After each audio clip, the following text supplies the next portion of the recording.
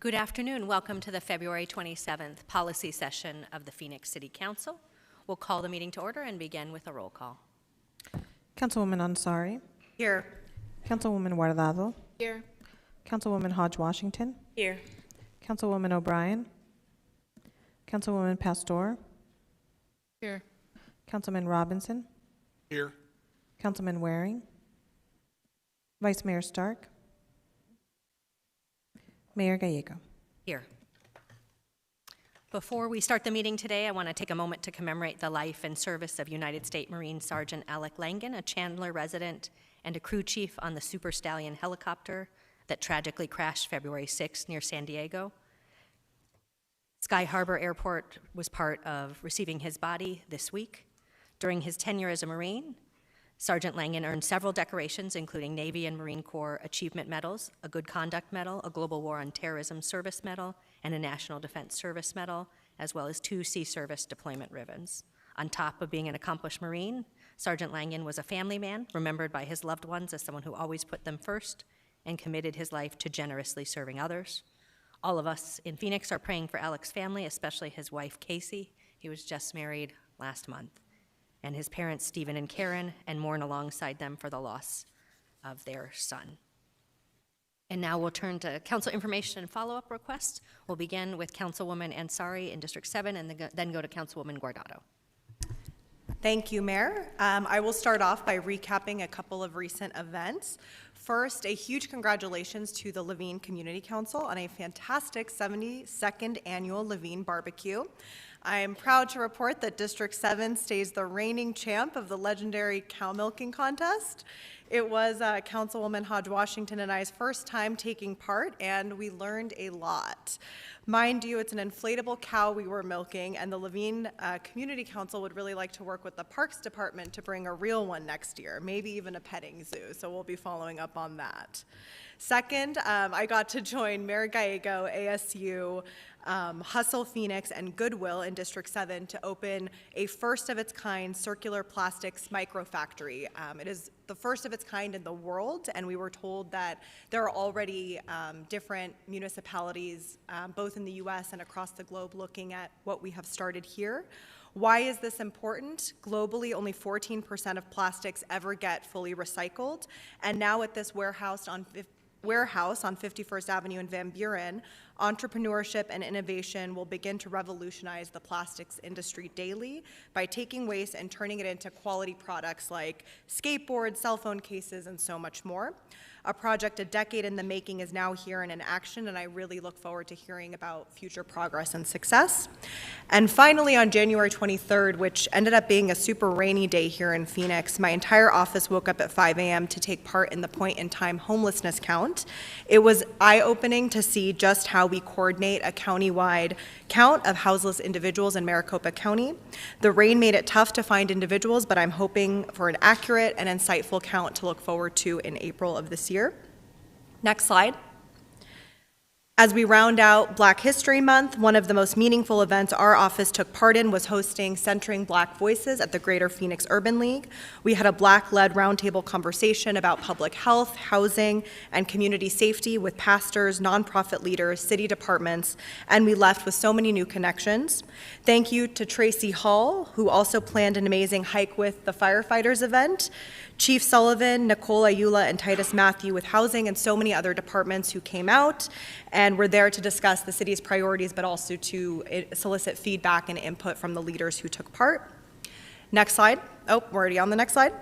I know we have a full presentation today on our 2024 heat relief efforts shortly, but I wanted to take a moment to spotlight something that my office has been working on since day one, which is bringing truly chilled water fountains to our parks and to our public spaces. 2 years ago, I directed our Office of Innovation to design and manufacture new chilled water fountains that properly work during extreme heat months. Soon, you'll see these bright fountains at our parks and high-traffic public spaces. We currently have 2 right outside chambers in high-traffic areas downtown that are being piloted. Whether you're a construction worker or a resident possibly experiencing homelessness, limited access to cold drinking water can be a matter of life or death here in Phoenix, and we need to get back to delivering the basics. Paris may have free sparkling water fountains, and that's cool for them, but we need to get back in Phoenix to making sure that each and every resident in our city, if it's a kid going to a park or a family trying to use our public spaces, has access to that cold water. So we're really excited about this. Last week, we also approved a $500,000 cooling pavilion that I know staff will want to place in a gated, controlled area, but please let's not shy away from putting these new amenities in our parks and public spaces where people can actually use them and take advantage of them. And next and final slide is a few events to look forward to in March. March 5th is our Levine Quarterly meeting with D8. March 16th, really excited to host our 3rd annual Nowruz, which is the Persian New Year at Civic Space Park. If you didn't make progress on your New Year goals, here's another opportunity. We'll be transforming this year's layout into a night market to enjoy and respect the many Phoenicians who are also going to be observing Ramadan during this time. Come and enjoy food, dance, and building community beyond borders. And finally, March 23rd, an event that was actually brought up at our Centering Black Voices Roundtable, the Faith Missionary Baptist Church Community Health, Safety, and Resource Fair. My office is sponsoring and helping provide free mammograms in South Phoenix. We hope to see you there. Thank you. That's all from me, Mayor. Thank you. We'll go next to Councilwoman Guardado and then Councilwoman Hodge Washington. Thank you, Mayor. Yes, in D5, we've been keeping very, very busy in the last couple of weeks. I know that very soon, and we're going to be talking about heat in this meeting, but just in the past couple of weeks, we've planted over 300 trees throughout District 5 from Mariposa Park to 55th Avenue in Maryvale. This item, these things that we've been doing in the district have definitely helped bring our neighbors together, has helped us engage with all of them. There's just a lot of people to thank. On February 3rd, we planted over 200 trees at Camelback Community Neighborhood. We are grateful to VMP Nursery, Katie Ann Franklin, Lisa Puleo, Nico Vlachos, and HMI Landscape for helping us plant 20 beautiful trees. There is an addition to the 200 trees that we have now planted along 55th Avenue. On February 17th, over 100 trees were planted in the North Glen Square neighborhood at 50 Homes and at Mariposa Park. These new additions to our neighborhood are more than just trees. They are a step towards a cooler, greener future for us all. Thank you again to all of the neighbors and the city staff who helped make this happen. Last week, my team and I attended Maryvale's Prep's Career and College Fair. Following my keynote speech to the Academy, my team and I spent time with our future leaders in Maryvale, witnessing the enthusiasm and ambition of these young minds as they explore their paths to the future was truly inspiring. A huge shout out to the students for their curiosity and engagement, and to the staff and organizers for putting together such a meaningful event. I think we ran out of space as folks continue to sign up to volunteer in our office. So we welcome all these students and hoping to be able to work with all of them with all the great events that will be happening in D5 in the next couple of months. Last Thursday, D5 hosted our first neighborhood leaders meeting of the year.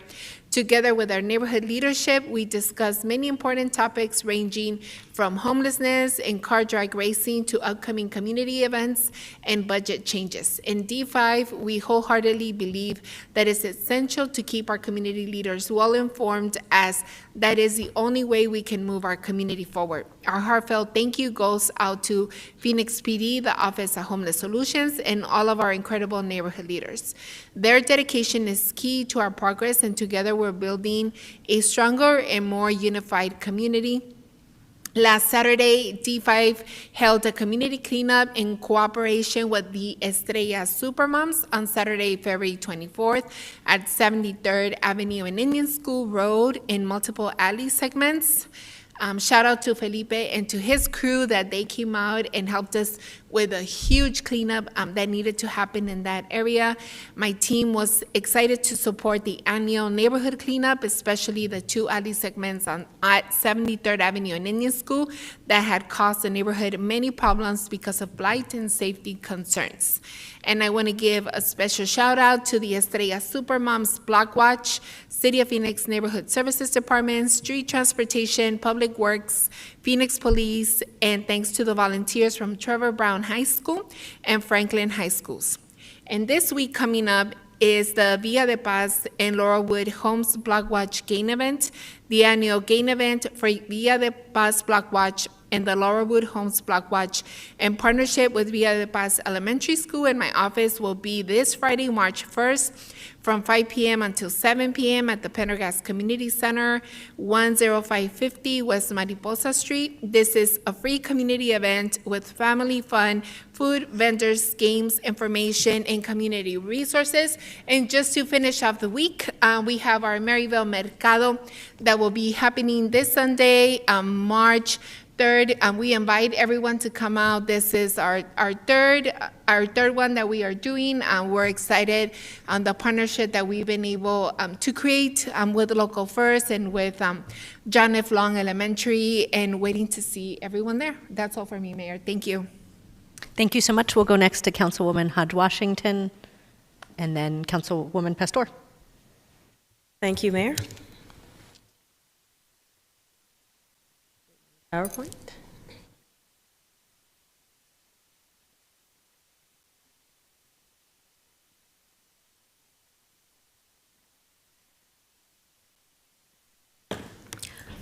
While we're loading, I wanted to start off my comments by highlighting the 72nd Annual Levine Barbecue at Cesar Chavez Park.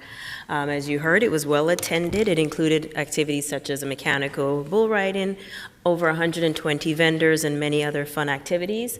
I also got to check off on my to-do list, milk an inflatable cow. It was a beautiful day and lots to see, and I enjoyed speaking with the community. I also would like to thank the Levine Community Council and the dozen of volunteers and city staff for their tireless efforts in putting together such a successful event. There we go. Next slide, please.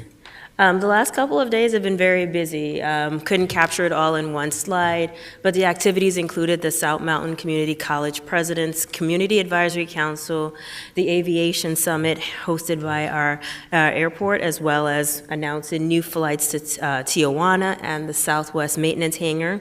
Also got to celebrate the Science Center and had the opportunity to fellowship with some students at Paseo Point Elementary.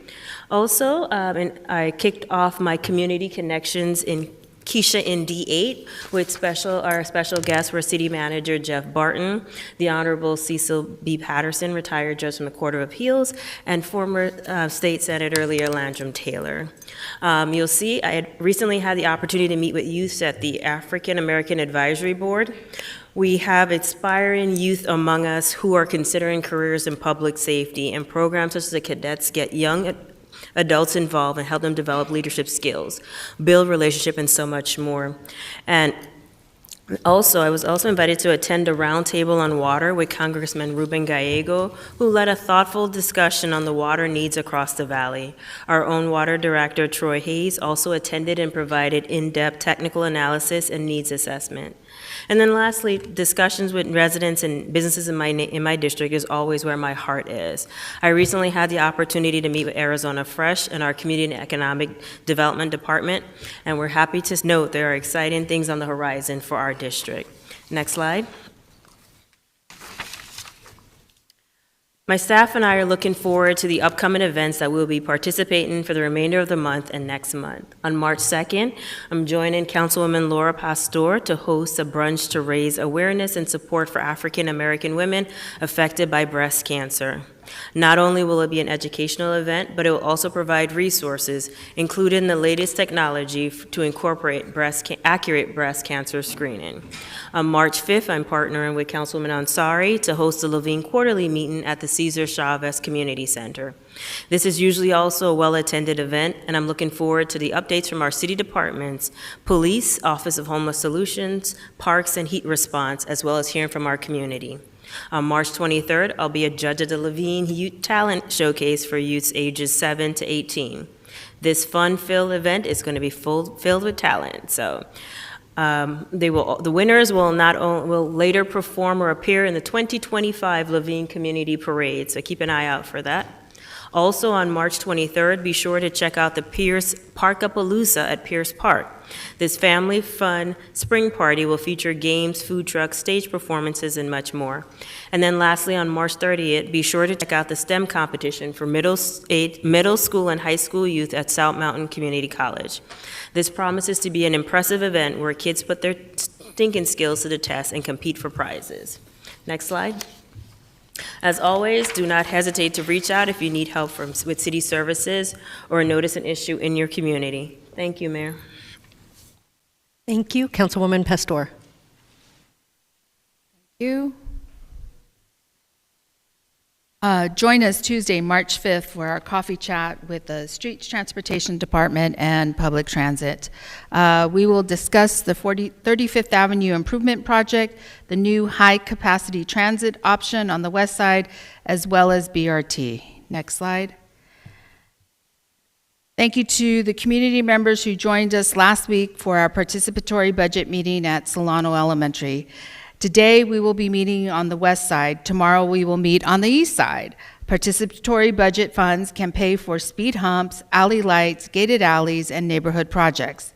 This is your chance to provide input and let District 4 know what we should do with our participatory budget. Next slide. Valley Metro and the City of Phoenix are hosting a meeting tomorrow at Westwood Elementary to seek input on the new light rail route connecting West Phoenix to existing light rail. This is your opportunity to provide direct feedback on the route proposal. I hope to see you there. We are working with the African American Reconstruction group to host the 3rd annual Empowering Generations 5K. Join us at Steele Indian School Park on April 6th. Get some steps in, support Black vendors, engage with the community, and help this youth-led group raise funds for their youth educational programs.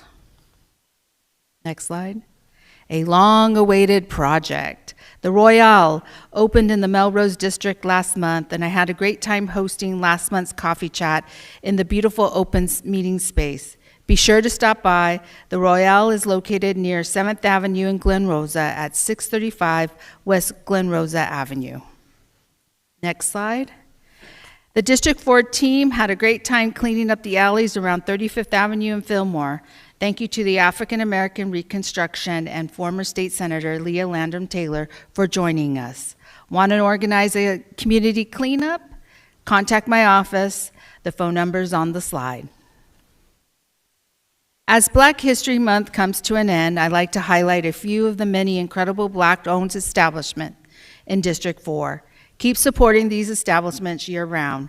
We can contribute to the economic growth and development of Black entrepreneurs by choosing to shop and dine at these establishments who have so much to offer the communities they serve.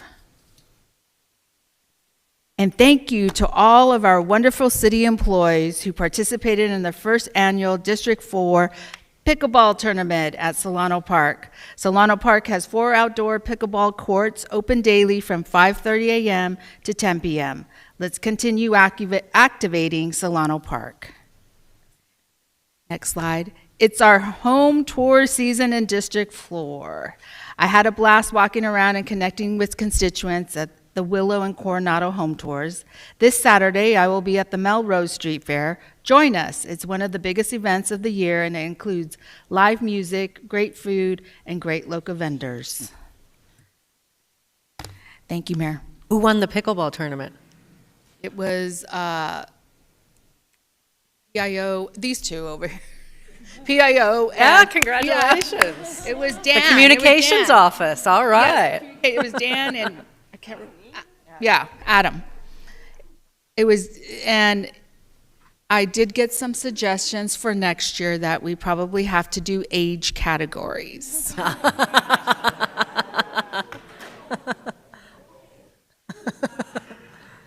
Suggestion from Inger. And city alumni are welcome. City alumni, everybody's welcome to play. It was a great time. It was fun. The best thing is that we had a great after pickleball event. Excellent. Any additional comments before we get to the main event?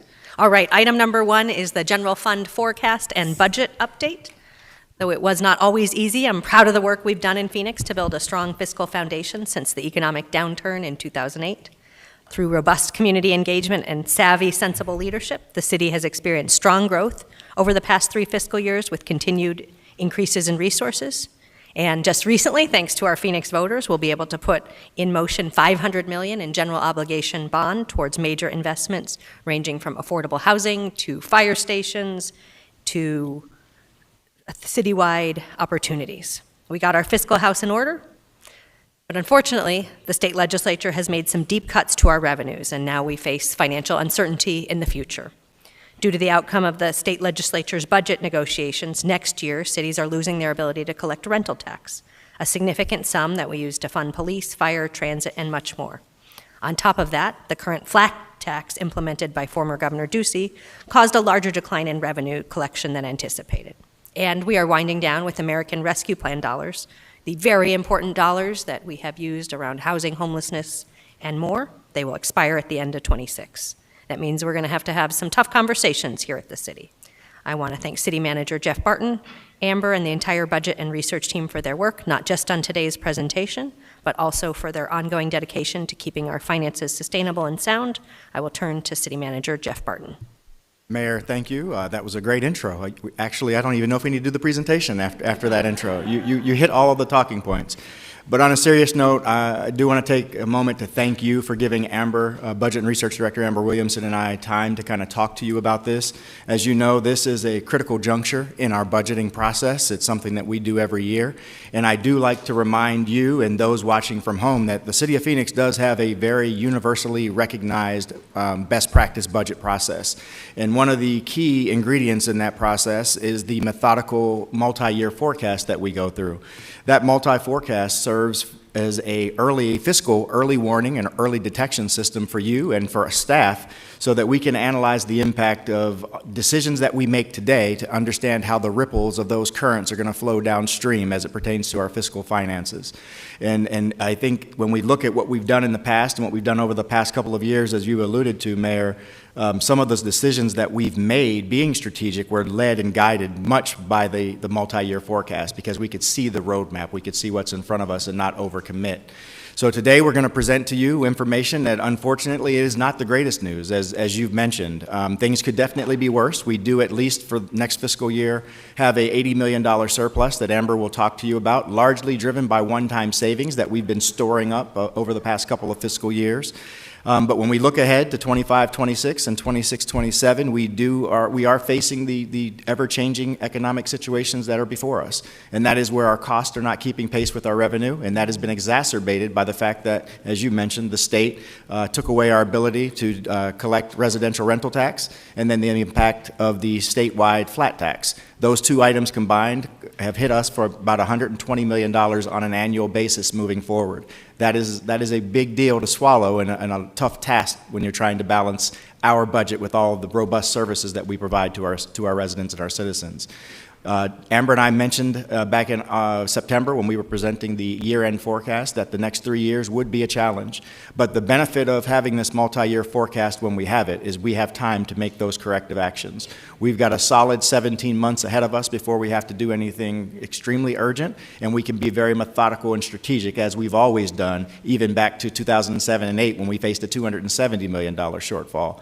The City of Phoenix has always done the right thing. We'll continue to do the right thing, and we'll continue to provide you with the information that you need to make smart fiscal decisions to ensure that we can protect the services that our residents have come to define themselves by receiving and you have come to define yourselves by providing to our residents. With that, I'll turn it over to Amber, who will walk you through the details. Thank you so much, Jeff, Mayor, members of the council, and the public today. I'm going to cover our 24-25 preliminary general fund status, and then I'll walk through the multi-year forecast. So I'm going to go over the purpose of the forecast as well as provide the overview. I'll give a brief update on the economy. I'll go over our general fund resource and expenditure estimates. I'll then discuss the forecast results and talk about next steps in our budget adoption process. So the multi-year forecast is considered to be a financial best practice. The Budget and Research Department has been recognized by the Government Finance Officers Association for our annual budget, in part because of our budget development process. It provides all of you a framework for adopting a balanced budget every year, which you're required to do, and it helps to guide your decision-making to protect the vital services we provide to the community. My staff does look to both Arizona State University and University of Arizona economic information that they provide, as well as we work with U of A through their forecasting project to develop our estimates. So the general fund budget forecast, I just briefly want to go over what makes up our forecast. We start by estimating our resources. That includes things like city and state sales tax, state shared revenues, fees and charges generated by all city departments, interest earnings, transfers and recoveries, and then also our fund balance. We then estimate our costs to deliver programs and services, primarily made up of our expenses for our employees, including pension, costs for contractuals and commodities and capital purchases, and then also appropriating our contingency or our rainy day fund. So when we take our resources less our expenses, we arrive every year at a projected surplus or a deficit. If we have a projected surplus, council could look to increase services to the community or maybe increase employee compensation. If we have projected deficits, because you're required to adopt a balanced budget, we would be looking at reducing programs and services to the community, employee pay, or potentially other revenue streams. So in terms of just an economic outlook, the U.S. economy continues to grow. According to the U.S. Bureau of Economic Analysis, gross domestic product, which is a common measure of economic strength, grew by about 2.5% for 2023. The Conference Board estimates GDP to continue to grow for 2024, but slowing the bet down to 1.2. Arizona's economy outperformed most of the nation, particularly in job growth at 2%. This trend is expected to continue, but at a slower pace. This is per the University of Arizona's Economic Business Research Center. The Federal Reserve actions to tame inflation have continued to bring a lot of uncertainty, particularly market volatility. However, it has worked. Inflation has come down markedly since the peak in June of 2022 when it was well over 8.5%. CPIU West region was at 3.7% in January, according to the U.S. Bureau of Labor Statistics. So the good news for the broader economy is we have low unemployment, strong job market, we have anticipated continued population growth and wage growth. However, it is expected to slow down. Some major risks, I think, to the broader economy include the rising of consumer debt. Affordable housing, as you're all aware, continues to be a significant challenge. There's some pretty serious major geopolitical events that are going on around the world that present risks, as well as tighter credit markets and concern with commercial markets, particularly the commercial real estate market. So in terms of our general fund revenue, some assumptions that we've built into our forecast: no future fee increases or decreases and no new sources of revenue are assumed in our forecast. Our annual revenue estimates, again, are based on information from our trusted economic experts. We do use our University of Arizona econometric model for estimating sales tax. We are not building in a recession into our forecast. However, included in your council report, we have done stress tests on our revenue and on our forecast model, and that information is included in the packet. We are anticipating, however, that there will be a slowdown, particularly in our sales tax growth rates. That's not meaning that we don't anticipate growth, but we're just not anticipating the double-digit growth that we've seen over the last couple of years to continue. We've also accounted for, as has been mentioned, the impacts from Senate Bills 1131 and 1828. This is the state's actions to reduce our tax base, eliminating residential rental. That is an ongoing revenue reduction, and then also lowering the individual income tax rate to the current flat tax. However, we are not assuming any further impacts from either the current legislative session or future sessions, any negative impacts to our revenue streams going forward. So I just want to take a minute to go over what makes up our general fund revenue. 40% comes from local sales and excise taxes. 38% comes from state shared revenue. That includes state shared income tax, vehicle license tax, and as well as income tax. Primary property tax makes up about 12%, and then for user fees and other, that's around 10% of our revenue. So in terms of dollar estimates as well as year-over-year growth rates for fiscal 24-25, local sales and excise tax makes up about $737 million. That's growth of about 0.9%. State shared revenues, about $700 million, but negative growth of 8.9%, and that's entirely due to individual income tax. Primary property tax anticipated to grow 3.9%, $215 million. That's all due to growth in net assessed value. And then user fees and other, 192 million, negative growth of 2.9. That's primarily due to an expectation that interest earnings will start to decline as the fund balance comes down and we see interest rates getting lowered over the next year or two. So total general fund revenues for 24-25 estimated about 1.8 billion, negative growth of 3.1%. I wanted to provide a bar chart to illustrate our historical growth as well as what we're anticipating over the forecast period. So you can see these are annual year-over-year growth rates going back to fiscal 16-17. We've had growth as low as 2.9%, as high as 13.2% in fiscal 22-23. For the 23-24 estimated revenue, we are anticipating growth of 12.4%. Based on our preliminary 7-month actuals, we're running pretty close to that amount. However, as you can see in 24-25, that quickly turns. Negative growth of 3.1, getting back to positive growth about 0.1% in fiscal 25-26, then returning to a normalized more growth rate for the general fund of about 4.2% in 26-27. This bar chart just demonstrates the dollar values of our general fund revenue. So as you can see, we're peaking in 23-24, about 1.9 billion. We're dipping and then not getting back to really where we're at until fiscal 26-27. However, if I were to add back in those losses from residential rental as well as the state shared income tax, you can see that our revenue would have been exceeding where we're at by 25-26 and growing in 26-27. I want to walk through just briefly the estimated impacts from Senate Bill 1131, eliminating residential rental. Again, this doesn't just impact our general fund. This impacts our special revenue funds as well, including public safety specialty funds, parks and preserves, and transportation 2050. This will start in fiscal 24-25, partial year impact because the bill is effective in January of 25.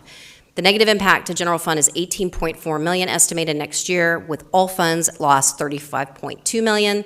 First year full impact 25-26, impact to the general fund about 43.4 million ongoing loss, all funds 83.1 million, but you can see over the period of time resulting in more than $200 million in lost revenue to the city from that bill.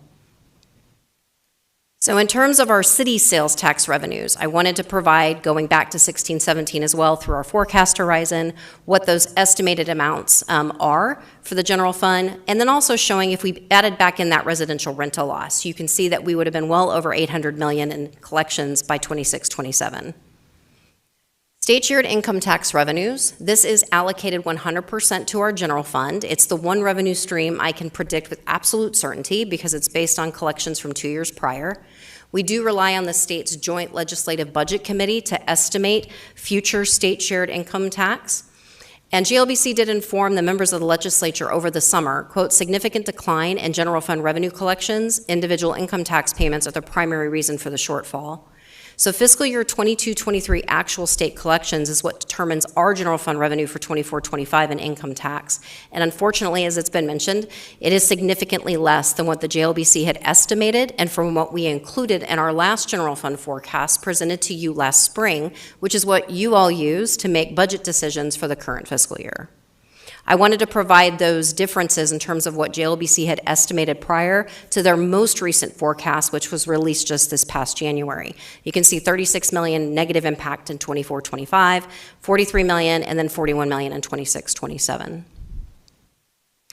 Providing the bar charts again, showing just the history of state shared income tax revenue going back. You can see our state shared income tax revenue really peaked in 23-24. And that increase was somewhat artificial. And what I mean by that is the state had made the decision to increase the percentage share with cities and towns from 15% to 18% to try to offset some of the loss and lowering the individual income tax rate. However, unfortunately, collections are declining more than they anticipated, which is shown on the bar chart. If we were to add back in what the JLBC had originally estimated compared to their most recent forecast, you can see we anticipated that dip, just not as severe. So general fund expenditures, some of the assumptions that we've included in our projections. The employee compensation costs are based on the current council adopted contracts, and it does have estimated in it the impacts from the council approved class and comp study. However, for fiscal 24-25, we are not making any assumptions about future labor negotiations. Class and comp and the increases that were provided in 23-24 are significant over a 3-year period. They total about $460 million just to the general fund, and it's over $700 million to all of our city funds. All of our other operating expenditures for things like contractuals and commodities and capital expenses are grown based off historical growth as well as inflation, CPI. We do estimate pensions separately. We want to try to be as accurate as we can with pension costs. We rely on information from the public safety and the civilian, the COPERS actuaries, to do those projections. And then our pay-as-you-go expenses are for capital items like facility major maintenance and information technology investments. So for general fund pension, this chart should look familiar. I like to go over what these costs are because, again, they are significant. This is providing just a historical view from fiscal 22-23 back to 17-18. Green bars represent our civilian pension expenses. Red bars are our fire pension costs. Blue bars are police pension costs. You can see over that period of time, expenses to the general fund increased from $266 million to $364 million. As we move forward over the forecast period, you can see those costs are anticipated to continue to increase. It's an increase of roughly 25%, represents 25% of our operating costs, but about $109 million increase over that 5-year period of time, or 30%. So when we take our resources and we take that compared to our expenditures, we arrive at a 24-25 preliminary status with a surplus, as our city manager indicated, of $80 million. That $80 million is considered to be one-time funds. We always want to ensure our ongoing resources match up to ongoing expense. If we pay for ongoing costs with one-time money, we will have structural budget problems. My staff is underway finishing up 7+5 technical reviews to finalize any of our projections, and if we do make adjustments to the status or our revenue or expense estimates, we will incorporate those into our city manager's trial budget that will be presented to you on March 19th. So now we take our 24-25 preliminary budget status. There's that $80 million one-time surplus. We use that as the base year, and then we grow our resources and expenses based off assumptions that are included in your report. And unfortunately, we are projecting deficits ranging anywhere from $103 million to $66 million in fiscal 25-26, deficit $53 million to a potential surplus of $19 million in 26-27. The baseline forecast for 25-26 is $92 million, and the baseline forecast for 26-27 is $31 million. I did want to demonstrate that if we were to add back in those losses from residential rental and state shared income tax, you see the bottom line improves significantly. 24-25 preliminary status goes from $80 million to $134 million. Deficits improve, negative $17 million to $20 million. The baseline forecast in 25-26 goes from a deficit of $92 million to only $6 million. In 26-27, the deficit improves from the projected baseline of $31 million to a potential surplus of $55 million. So next steps in our budget adoption process. Next, we'll come back March 19th to present the city manager's proposed trial budget as well as the preliminary capital improvement program. In April, we will take the proposed budget out to the community, as we always do, to solicit their feedback. Those budget hearings will be held from April 2nd to the 16th. In May, we'll present the city manager's proposed budget on May 7th. The first vote of the council is on May 21st. That's important, as I like to highlight. Without that, we can't move to what you're legally required to do, which is to do budget adoption. Tentative adoption scheduled for May 29th, and then final adoption scheduled for June 12th, and then wrapping it up every year like we do on July 1st with property tax adoption. And now we can answer any questions. Thank you so much. We do have one member of the public here to provide testimony, so we'll begin there. And just a reminder that comments should be related to budget and general fund forecast. It's Casey Purrington. Yeah, can everybody hear me? Yes, we can. Oh, perfect. Can you see me? Can anybody see me? Nope. No, can't see me. Okay, no problem. All right, well, let's get started here. For those of you that don't know me, Mayor Gallego, I hope that you would reach out to me at some point because this entire state of Arizona is got some issues, including a federal judge, Judge Barnovich, who denied a person of the public their Seventh Amendment right. But to move on with just the issues with the budget here, I would like to point out a couple of things. First, you can find me on my website at 911housecleaning.com. Secondly, here, as far as the budget, I want to go back to something Jeff said. He said they talked about best practices for budgeting. I'd like to know what those best practices are since 1971. Nixon took us off the gold standard. And so we have a big problem here when it comes to those types of issues. I've tried to address these sorts of things with many of these agencies, including Secretary of State, but I've been ignored over and over and over. And it should show a shame in this for what the clerk's office is here to do, which is to protect the public. I wouldn't even, I think you should all sit there in shame if you do know who I am. It was, it wasn't a secret that I was coming to the meeting. Let's see, between YouTube and every Google, I think you guys have hacked my stuff at this point. You guys have annihilated me. So the only thing I know how to do is start attacking you guys back, right? Using these avenues that, and these channels to show the public what you do to the people. So again, my website is 911housecleaning.com. I'm here to clean house because we have fundamental issues. And that's all I really have to say. I would like the mayor and anybody else that would like to join that meeting. I've tried between the CIA, FBI, Secretary of State. I mean, we can go all through these agencies, but it's time to clean house. And I'd like somebody to address me. So you know how to get a hold of me. 24/7, I'm available right through my link on my website. Let's not play around. Thank you. Do we have any additional members of the public to comment? All right, we'll go to Councilwoman Guardado. Thank you, Mayor. I guess I just want to echo a lot of the sentiment, and just for everyone, just to be clear, that we wouldn't be in this situation if it weren't the cuts that we just received from the state. I want to commend staff, Jeff, Lori, Amber, everyone that has been, keeping us together. Thank you guys so much for all of your hard work. I think we received a lot of ARPA dollars, and I think we put that money into a lot of great use. Again, thanks to everyone for the class income study. And we've done so many changes throughout the city since the pandemic. I think there's a lot of great programs that we've been able to move forward. But I guess I had a question for you, Jeff. Are we starting to prepare departments? Are we asking departments to submit cuts? Are we having any of those conversations? Councilwoman Guardado, Mayor, members of the council, that's a good question. Part of our process, we have what's called a modified zero-based budget process. And as part of that process every year, we routinely ask departments to identify a portion of their budget for reduction, just so that we're prepared in the event that we need to make some drastic decisions. And so we did go through that exercise this year, but as I mentioned and as Amber presented to you, we have an $80 million surplus, so we do not anticipate needing cuts to balance next year's budget. So when we start working on next year's budget, we'll evaluate that as well as any other avenues that you guys ask us to evaluate relative to balancing next year's budget, or the 25-26 budget. Great. And then I have here that we are going to continue to do the budget hearings. We're going to go out to the community. What's going to happen? I mean, I know that every year we have folks, we've added parks, we've added splash pads, we've added programs. I mean, we've added entire departments. What are we going to answer to that when people come in?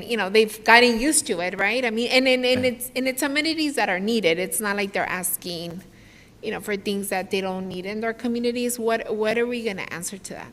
Councilwoman Guardado, Mayor, members of the council, that is also a very good question. I think I'm going to invoke my inner Jim Waring and say that I think next year's budget process and the budget hearings that we go through will be fairly austere, if you would ask me. That's the word that Councilman Waring has used many, many times from the dais as it pertains to our budget.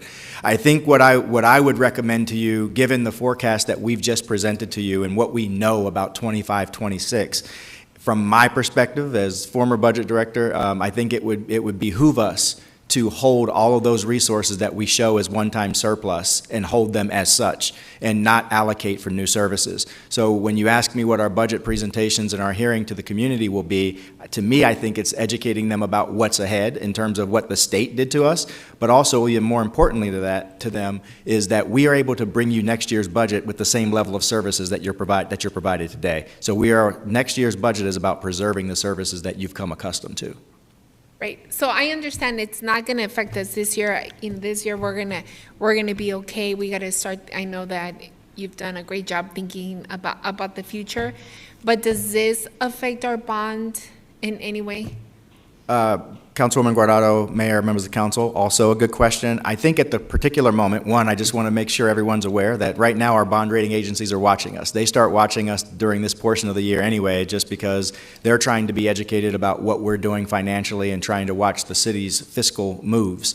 What I can tell you is that there is no one thing by itself that drives bond ratings. And so again, I think we've got 18 months that we have to make this decision. We've got long-standing relationships with each of our bond rating agencies. They know that the city has a history of making smart fiscal decisions, and they'll give us the grace, I think, as long as we can educate them about what we're doing, and as long as we show that we're being methodical in our process. Got it. I guess just my last comment is more a comment, not a question. I just hope, like, in the future, like you said, we have 18 months to figure out what the next step is. I would not like to see us in the same place. I've only heard the horror stories about cuts from 2008, and I know that when I first came onto council, we were still recovering from a lot of that, the worker morale, the morale from the workers, the morale from our community, folks not expecting much from the city, and I think we've definitely turned that around in the last couple of years, and I would hate for us to go back to that place where we start cutting programs for our constituents, for our community, our working class families that depend on these programs every day and during the summer when the kids are not in school. So whatever we can do to start thinking about what is going to be the plan, how is it that we are gonna try to remedy this without having to have, especially working class communities, pay consequences for the things that the state continues to do to us. I get it that they don't feel that they respond to our constituents, right? They have very little conversations with our constituents. So I think it's our duty and it's our responsibility to figure out what is it that we're gonna do to maintain a lot of these services moving forward. And I would like to see the team start thinking, okay, what are we going to do? How are we going to move forward? How do we continue with the bond? How do we make sure that there's no effect on the bond? And how do we make good, responsible decisions? But thanks again, everyone. Councilwoman Ansari? Thank you, Mayor. Thank you, Jeff, Lori, Amber, for the presentation. Really appreciate just how thorough you are in being forward-looking and looking at our budget. One clarification I had, if you could just explain, why do we see a dip in our general fund in 25, 26, but then an improvement from there? If you could just elaborate on that. Councilwoman Ansari, Mayor, members of the council, it's a good question. So it's based on projected revenue growth rates for all of the different revenue categories that I just went over. So we are anticipating growth. While that we have seen the state do some actions that are going to reduce revenue, our revenue is anticipated to grow even into 25, 26. So hopefully that answers your question. Okay, yeah, that is helpful, thank you. Can you also speak to a little bit more about some of the actions that either our government relations team or our city is taking to advocate at the state legislature to really communicate effectively the impact of repealing the residential rental tax? I'll hand it over to our city manager to answer that. Mayor, members of the council, Councilwoman Ansari, our government relations team, as you know, they practically live at the state ledge during this time of year when they're trying to fight bills and trying to impart knowledge on them in terms of what those impacts could be to our fiscal wherewithal for the various bills that they run. I would also like to let people know that our mayor has been extremely active, along with the mayor of two other major cities, in trying to secure either a delay or have backfill of the funding that the state took away from us through residential rental. So I think there are a number of advocates. I think also some of our labor groups and public safety in particular, they're also advocating to ensure that there's no more impairment on city resources. Okay, and then you were very clear in the fact that, this upcoming budget cycle, we are, okay, and Councilwoman Guardado asked about, those who will come and advocate for things in their neighborhoods and the impact that would have next year. Were you also talking about this budget cycle in terms of not adding any? I just wasn't clear on Yes, what we can anticipate this year. Yeah, so Councilwoman Ansari, what I'm going to recommend at this point in time, again, we haven't yet put the trial budget to bed yet. We'll come back to you on March 19th. But as I look at that multi-year forecast and I see an $80 million surplus for fiscal year 24-25, and that surplus is all one time, I think it's my duty to let you know that it makes no sense to add ongoing services when I only have one-time resources. It also doesn't make sense to our community to add services to a budget that's going to be stressed in 25-26 and 26-27 to make matters worse. So my recommendation would be, as of right now, we continue doing what we're doing. We continue to provide the services that we're providing. We look for opportunities to continue to save money, to be more efficient. And then when it comes time to start building next year's budget, when Budget and Research kicks off 3+9 next year in October, we'll start our process in terms of thinking forward in terms of how will we balance the 25-26 budget. Okay. We got a sense of it in your, in your opening comments, but I think it would be helpful to kind of better understand the stakes 18 months out. I think over the last couple of years, the city has done incredible work, even in the midst of the pandemic, thanks to COVID relief dollars and American Rescue Plan dollars. I mean, we've made significant progress on addressing homelessness. We actually have an Office of Homeless Solutions. That's a new department, still I would consider brand new, in the city of Phoenix. We raised wages across the board because we had significant hiring challenges, and we're for the first time seeing, positive hiring trajectories within the police department and so many others. Can you just speak a little bit more to, what we may be looking at if we're not able to address the shortfalls that are a direct result of the state legislature's actions? Sure. Councilwoman Ansari, Mayor, members of the council, as Amber mentioned, the projected shortfall right now for fiscal year 25-26 is the baseline, which is the midpoint of those numbers that she gave for fiscal year 25, is about $92 million.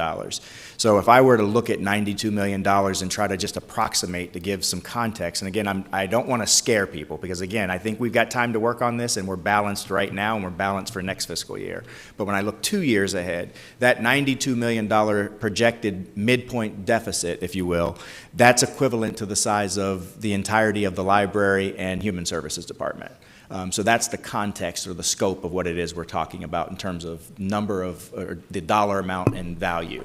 But again, I want to emphasize that even with that being said, if we preserve this $80 million that we've got, that $80 million, although it is one time, it does give us a little bit of a glide path to help be a shock absorber, as we've done in the past, to help us mitigate the impact of any shortfall. So we would also be looking at, again, as Councilwoman Guardado talked about, we would be asking departments to look at potential reductions, and then we'd also be looking at other things. I mean, with our budget, it's pretty simple. 1 + 1 has to equal 2. So either you reduce expenditures or you increase revenues. That's the basis of how our budget is built and how it works. Thank you. And for what it's worth, I want to echo what Councilman Guardado mentioned about the services in our city. Whether, from Levine to Maryvale, South Phoenix, different portions of the district that I currently represent, there is, still significant concern around having the same level of services as other parts, wealthier parts of our city. I want to make sure that I appreciate that we have 18 months to do this and the council has 18 months to do this, because I think it's very important that for public safety, looking at fire response times, looking at police response times, we maintain standards that are, regarded well across the nation in every corner of our city. And I also want to make sure that, our parks and everything that we've invested in continue to grow. So I really look forward to, solutions that you bring forward, and want to be as innovative as possible to increase our revenue or, continue trying to backfill what we're missing, because I think if our residents understood the magnitude of what's at stake and things that could be cut, I do think that they would recognize the importance of making sure that those services are not cut. Thank you. Thank you, and I want to thank the city manager for the recognition at the legislature, and several of our council colleagues have also been very involved, particularly 2 individuals who can really communicate effectively about how much public safety depends on this revenue. It is the lion's share of our general fund, and we really need to pay our police officers and firefighters. Councilman Robinson. Mayor, thank you very much. Actually, Councilwoman Ansari just asked the question that I was going to ask with regard to the impact of what the shortfall would actually, what that would entail, what the impact would be. And Jeff, you answered the question. But I'll speak to the fact that the mayor and I had a meeting earlier this morning, and we talked about the importance of us reaching out to the legislators. So I was able to do that this morning through a couple of intermediaries. I'm going to take another swing at the whole issue, and have requested a meeting with Representative Kavanaugh and a few others. So it appears that they will meet with me, and we will put our best foot forward in explaining, the impact that it will have to the entire city, and hopefully, with an emphasis on public safety, and hopefully that will have something of an impact.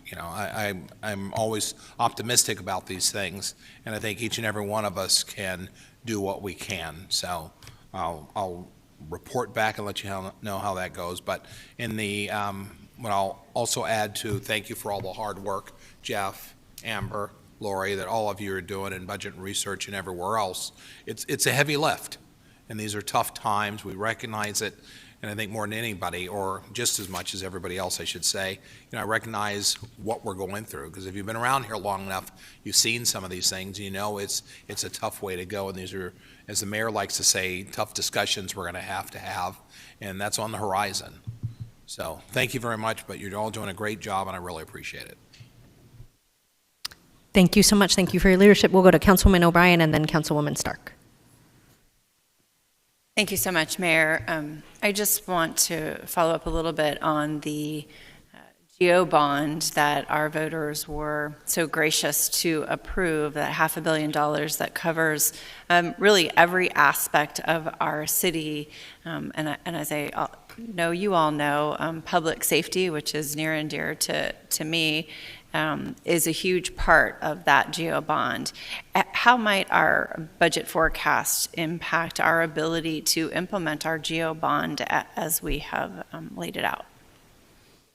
Mayor, members of council, Councilwoman O'Brien, I'll let Amber give specifics, but what I will tell you is that we are full throttle. We're still moving ahead with our bond program. Those bond sales will happen later this spring. The first sale will happen this spring, and we're already looking for land for certain projects. We're already working on trying to design some of those projects. So as of right now, our intent is not to have that bond program be impaired. And Amber, I don't know if you'd like to add anything? No, I would agree with that, and we've included in the multi-year forecast some estimated operating expenses related to those projects. So I think it's a priority of the community and the council, and as it's been said, as we work towards development of 25-26 and future year budgets, we'll incorporate those costs. So I'm hopeful that we'll arrive at solutions. The council always does. We're required to have a balanced budget, and keeping the GO bond projects, I think, at the forefront and making them a priority is going to be critical. Well, something else that is near and dear to all of our hearts is community input. And Phoenix does an incredible job, has really laid out the best practice for how to ensure our community members have a say in what our budget is. And I know that Councilwoman Ansari and I got to sit through our first budget meetings together, and her community members advocated ferociously for a new park, and then the next year, more pickleball courts, much to some people's chagrin. So what will that impact be? What will this kind of budget forecast have on additional requests or community input from our folks? Mayor, members of the council, Councilwoman O'Brien, as I mentioned, as I sit here today, not having the trial budget prepared fully, I think where my mindset is, and where Amber and I have had initial conversations, is that we need to preserve that $80 million, as I mentioned. So I don't think that we'll be recommending that we add any additional programs and services in this budget. So as we go out to the community, I think it will behoove us, one, to educate the public about what is happening to our revenues and why they're happening, and also educating them in the fact that this deficit did not come because we outspent ourselves.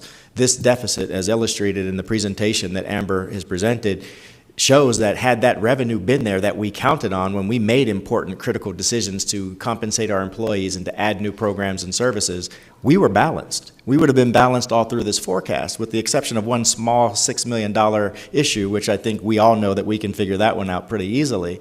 And so I think it will behoove us to educate the public on all of those things, but also get them to understand and just highlight the various new programs that you have stood up over the past 3 years and how we're trying our hardest to protect all of those things. So while I know everyone will ask for new things, and if there is capacity to add something, or if there is something that's really, really critical, that is something that is like, a safety issue or something like that, we'll look at those things. But again, at this time, it's important for us to understand wants versus needs. I appreciate that answer and information, and I do want to thank you, Jeff and Lori, and especially you, Amber, and your department for working so diligently to make sure we all understand what is going on and that our community members are either learning it today or will continue to learn it over the time that we go out for our normal budget hearings. So I do appreciate that. And I hope and I want to thank the mayor as well as other council members who are working diligently to make sure our state legislators and governor understand that their state decisions do have significant local impacts, as evidenced today by what you have presented. So again, thank you all for your hard work and your advocacy to my fellow council members. Thank you, Mayor. Thank you. Councilwoman Stark. Thank you, Mayor. And I do agree that we need to continue to work with our legislators and explain the importance of that rental tax and what it's doing to us. I think often people take for granted what cities do. We provide our service seamlessly. We pick up your trash, you drink safe water. When 911 call is taken, we try to get their service and have the police and fire deliver it as quickly and promptly as possible.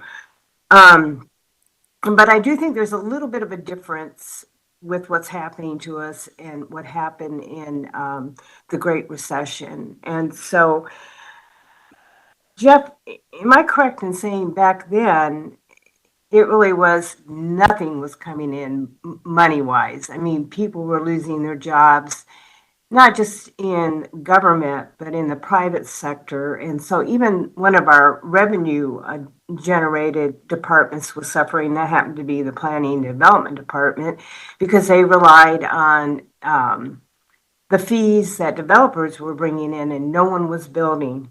No one was building. And so it was just, we had no funding coming in, period. It wasn't a rental tax, it's just we had nothing coming in. Am I correct? Correct, Councilwoman Stark. Back then, it was really the impact of an economic recession, a downturn. And as you said, some departments like planning and development that rely on housing permits and things like that, those took a nosedive. And Phoenix lagged the nation in some of those things hitting us, so it took us longer to get out of that trough. As Amber mentioned, this time around, it's not so much that our revenue isn't growing, although we are projected to have negative revenue growth because of these losses. The reality is, we're growing, our costs are growing, just like everyone at home. You're paying more for milk, eggs, bread, and everything else, all your essentials. We're paying more to provide services, and we're paying more for the commodities that we use to provide those services, while at the same time, $120 to $130 million worth of revenue was just taken away from us. Which means that we may down the road start to really have a discussion, a long, heartfelt discussion on where we can find other revenue. And it's not a pleasant discussion, but I think as council, hopefully we'll be prepared for that. Again, my hope is that the legislature understands what's happening to all their cities and towns. Councilwoman O'Brien and I went on a tour of a fire station in Tempe, and you think the rental tax hurts us. Can you imagine in a college town that really has probably far more apartment complexes than we do? And they are scurrying. They're very worried. So it really not just impacts Phoenix, it impacts every city, town in our state. And we're the ones that deliver those everyday services. And so when we have a hard time picking up trash, we did a couple years ago and we heard it. When we have a hard time delivering good response times, when we have to start closed libraries, I hope they go to the legislature and complain to them, because I think we're trying to do the best that we can do given the circumstances they've given us. So again, I am committed to continuing to talk to my legislators. I thank the mayor for stepping up on that as well. I know other colleagues have done that, but I hope we can avoid the tough discussions. I'm afraid we may have to have them. So here's hoping solutions will be in the forefront and that the legislature is helping us seek those solutions. Thank you, Mayor. Thank you. Councilwoman Hodge Washington. Thank you, Mayor. I was actually delaying because I was hoping someone else would have asked the question. But what concerns me a little bit about the forecast is beyond 26, 27, if it continues on the trajectory that we see, I feel like if the legislature, you guys did an excellent job of outlining that, but for legislative and executive action, we would not be facing the circumstances we have today. But it appears to me that there's only two options on the table for us as a council. It's one, we either reduce our expenses or we increase our revenue. And I can tell you from the calls that we receive in my office, we are constantly being asked for more services. So I don't think that's an option. And so the only other realistic option, if the legislature fails to act, is that the city will be forced to consider increasing our revenue. And the way we do that is through a three-letter word, and many of us don't like that word. Are there any other forms of increasing our income that might be pursued at this juncture that we should be looking into? Councilwoman Hodge Washington, Mayor, members of the council, as we go through building the 25-26 budget, and as we go through just the rest of this year, we'll continually look at that. We always look at our fee revenue, but the reality is that pie chart that Amber showed you, the fee revenue that we generate, there's nowhere near compares to what we need. So you would have to astronomically raise fees in order to recover and generate the amount of revenue that we're talking about. And I think it's helpful for our community members to hear that, as well as our legislatures. I mean, they all agree that we need to be providing more services to our unsheltered brothers and sisters, to the elderly, to our parks maintenance, and those require funding in order to do so. So I just really wanted to kind of piggyback a little bit off of my colleagues and say that this is a situation that they've unfairly kind of backed the city into making these difficult decisions on being able to serve our residents in a manner that which they've become accustomed to, or we have no choice but to kind of shift our way of being able to serve them if you're asking us to for issues from a rationale that had nothing to do, that was not of our own cause.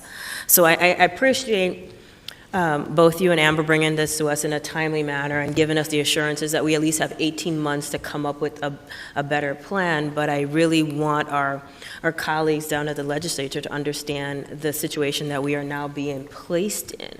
And if we want to truly make sure that Phoenix continues to be a city where all residents can receive basic services and the quality service and programs that they have become used to, we're going to need some better partnership and some consideration from our friends down at the Capitol. Thank you, Mayor. Thank you. Councilwoman Pastor. Thank you. I appreciate the dialogue, but I feel, and I'm glad Councilwoman Hodge Washington to really start to get to the root of the issue. So what I understand from this packet is that for projected deficits, we're projecting deficits in 25, 26, and 26 and 27. And what I heard was that within the 18 months, we would come back with solutions. What I heard is 24, 25 will stay steady, but it's really 25, 26. And these dialogues really start 2 years in advance, so we're starting the dialogue. And in the process of all the discussion, what I heard from City Manager Barton is in 18 months, we'll figure out what we're doing. I would like to know, what are we doing? Because I only think of two choices. So I'd like to know what the solutions are in 18 months that we're not discussing today. Mayor, members of council, as kind of, I've alluded to this a little bit without going into a lot of detail. I think, as Councilwoman Hodge Washington mentioned, we really only have two choices. It's either we bring new money to the table or we reduce our footprint. I mean, that's the reality of how we have to balance our budget.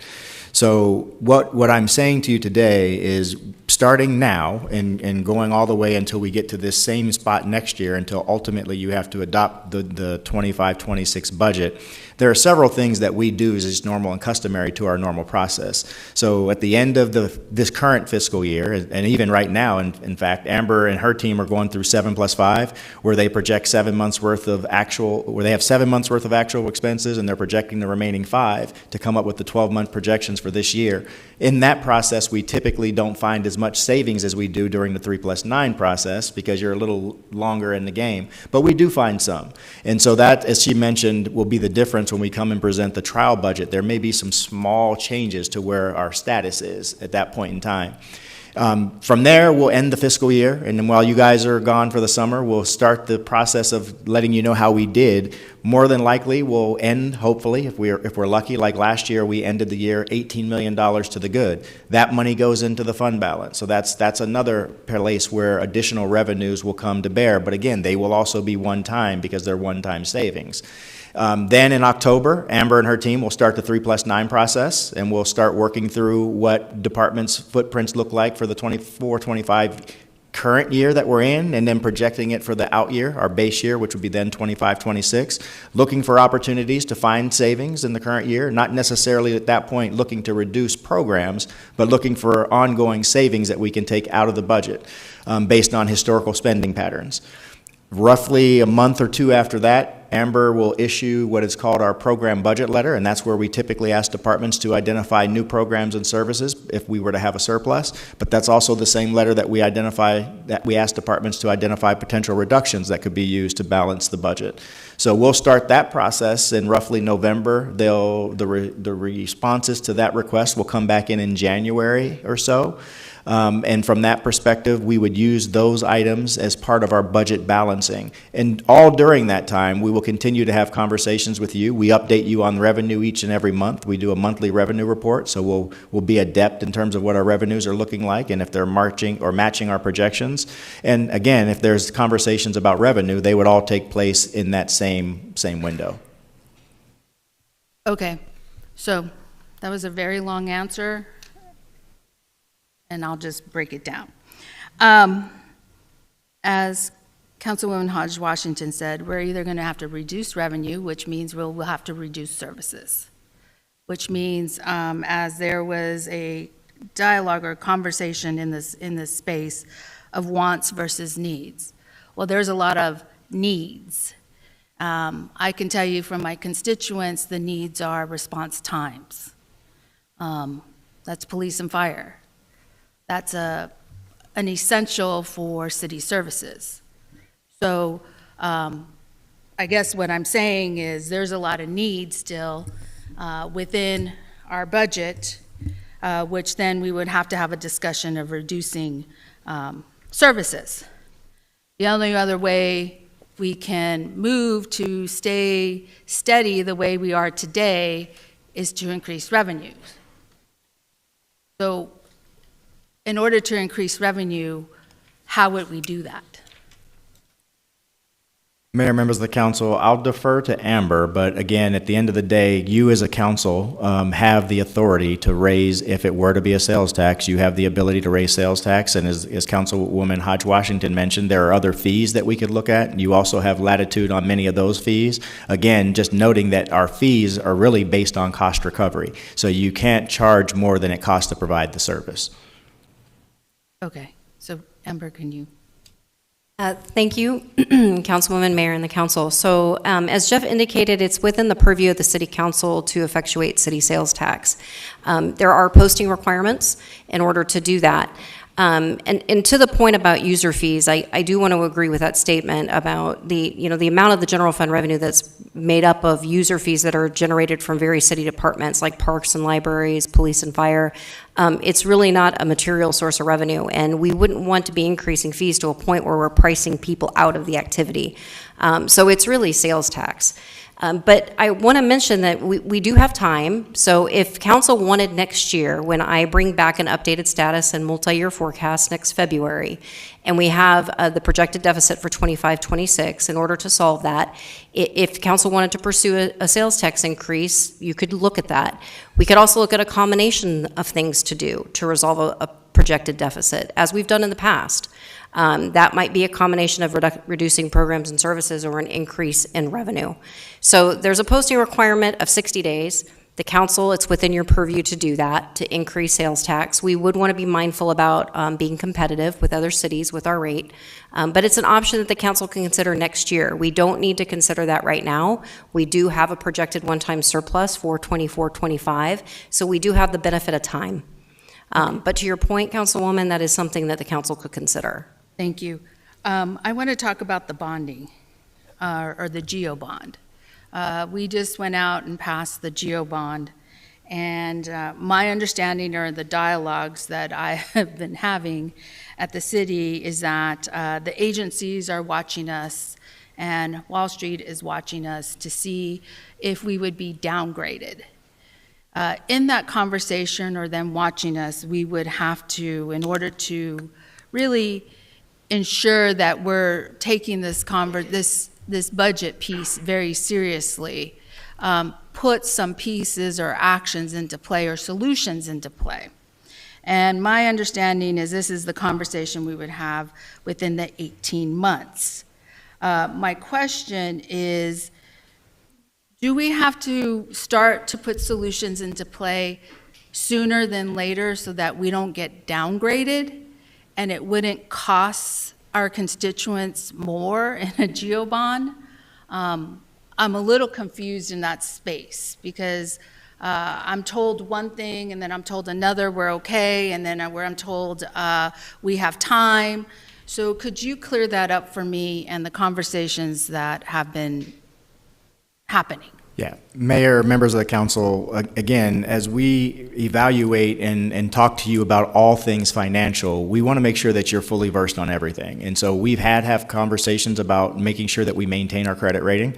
And again, part of that process is just that we're having the dialogue. So today, having this discussion, having the multi-year forecast, looking at the different conversations, that is all part of the solution, and that's all part of the conversation that our bond rating agencies are looking at.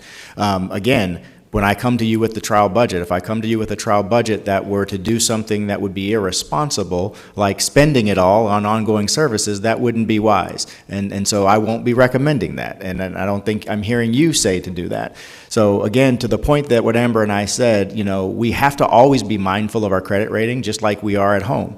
But we have ample time. We have good relationships with our bond rating agencies, and we've got time to demonstrate to them that we, Phoenix, has always done the right thing, and that we have the tools and we have the process to figure this out. And there's no need to rush it right now. We can be methodical, and we can also take into consideration the things that are important to our community, the services, and again, trying to balance services with the cost of services to them.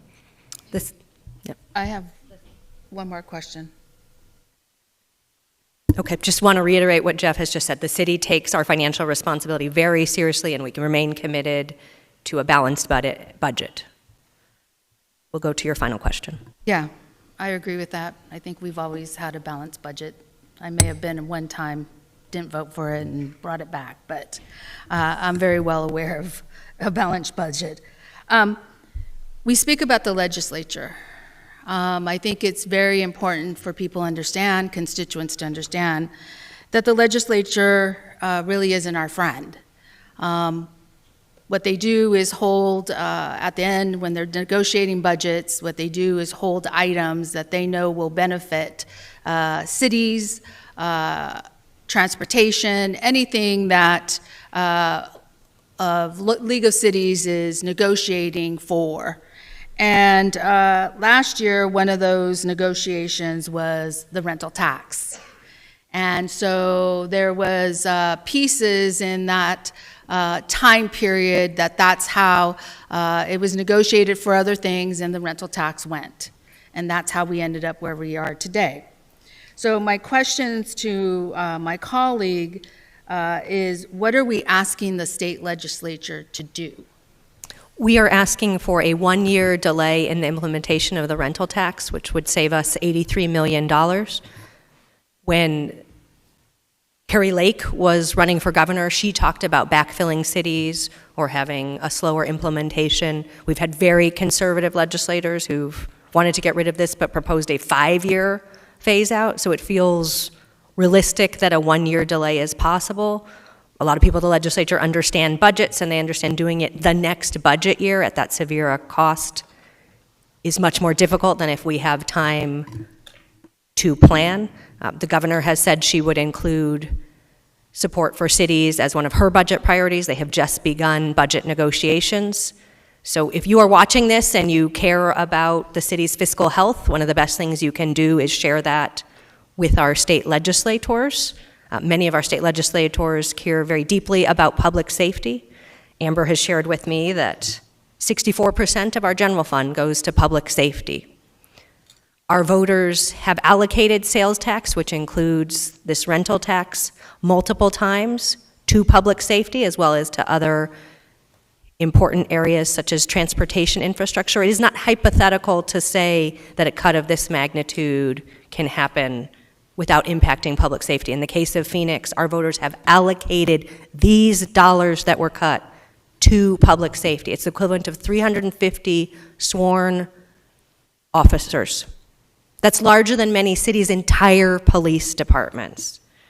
Part of the reason this impacts Phoenix is because we have approved many rental properties, including more than our population share of apartments. Our state legislators care about affordable housing, so they should not punish us more for having approved affordable housing. So I would just ask all of my colleagues and all of our voters to tell the legislature that they value what we are doing.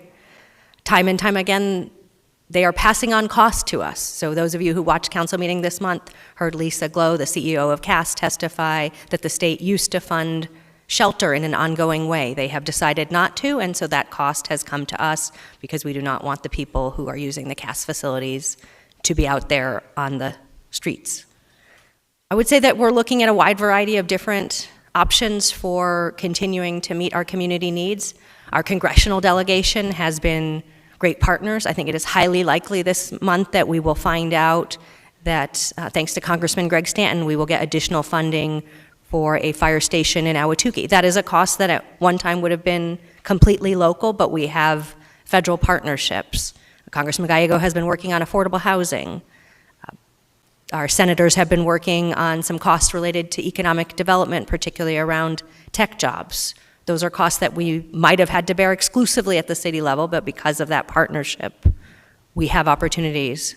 So we continue to look everywhere to be able to deliver more for our residents, but it has been a huge challenge with multiple cuts coming from the state legislature at the time when they ask us to do more on areas such as housing and homelessness.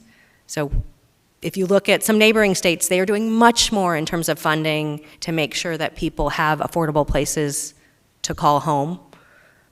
We don't have the partnership at the same magnitude here, but we're getting it done and trying to be innovative, and we just have to make the case to the legislature that at least a 1-year delay would help make these deep cuts a little bit more manageable. Let's see. Who's next? Councilman Waring. Thank you, Mayor. So it seems like I say this every year. For about the last decade, you guys have been incredibly accurate with your predictions. So I figure any number that's in here is almost written in stone. I probably no other, you don't have to make the bad face, Jeff. I won't hold you to it if it's off a little bit. But I mean, you have been within, I think, 1%, I think, every single year. I mean, which is crazy accurate in a business where so much, you could have recession, so many things could happen that you didn't anticipate. So for those of you who are new, you probably knew this already. You can take these numbers almost to the bank if history is any kind of guide.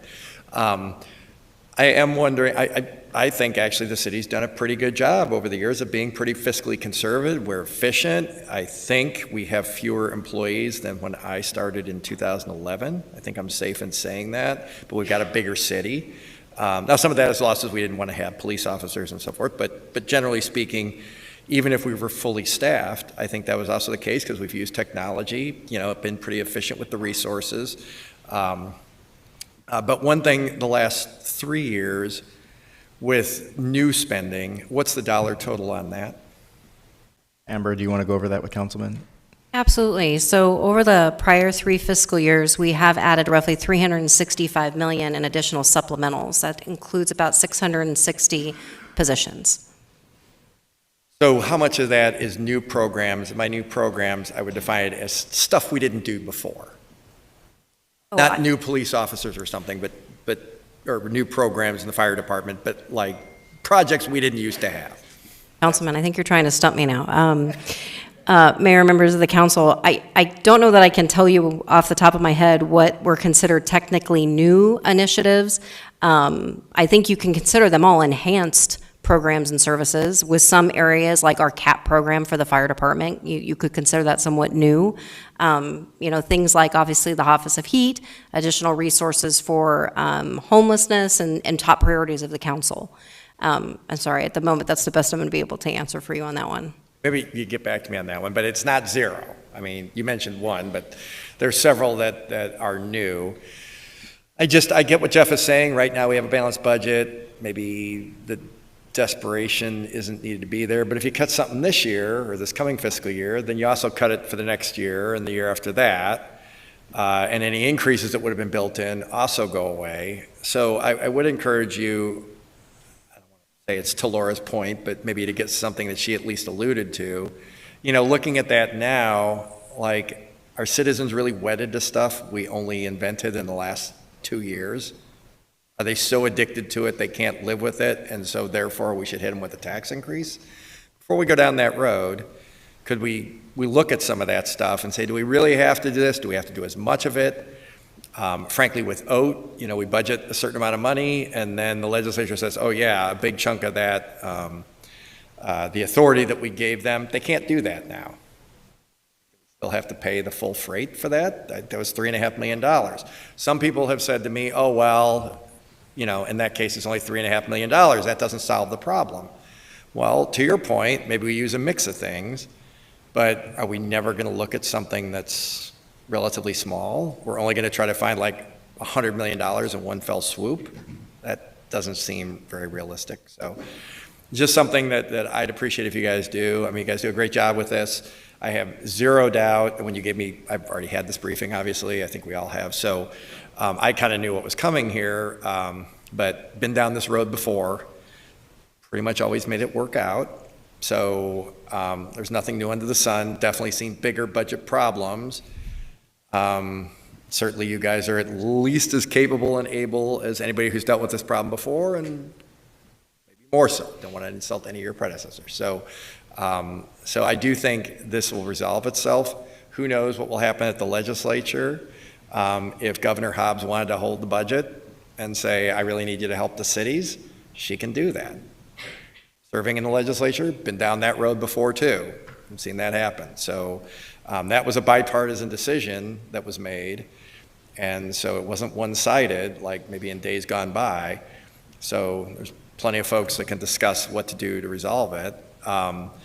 I will say one thing that you specifically mentioned that I was glad you did, because I was kind of leading up to my next question. How much of our increase in the last few years, and I'm sure over the last 10, it's pretty dramatic, the pension increases, That's not that surprising. We've been dealing with that for a long time, kind of used to it. Just sort of know that's going to happen. It's inexorable. But the homeless, again, that is a tiny percentage of the population that's gobbling up a greater and greater share of the resources and distracting from other missions that the city has that are equally critical.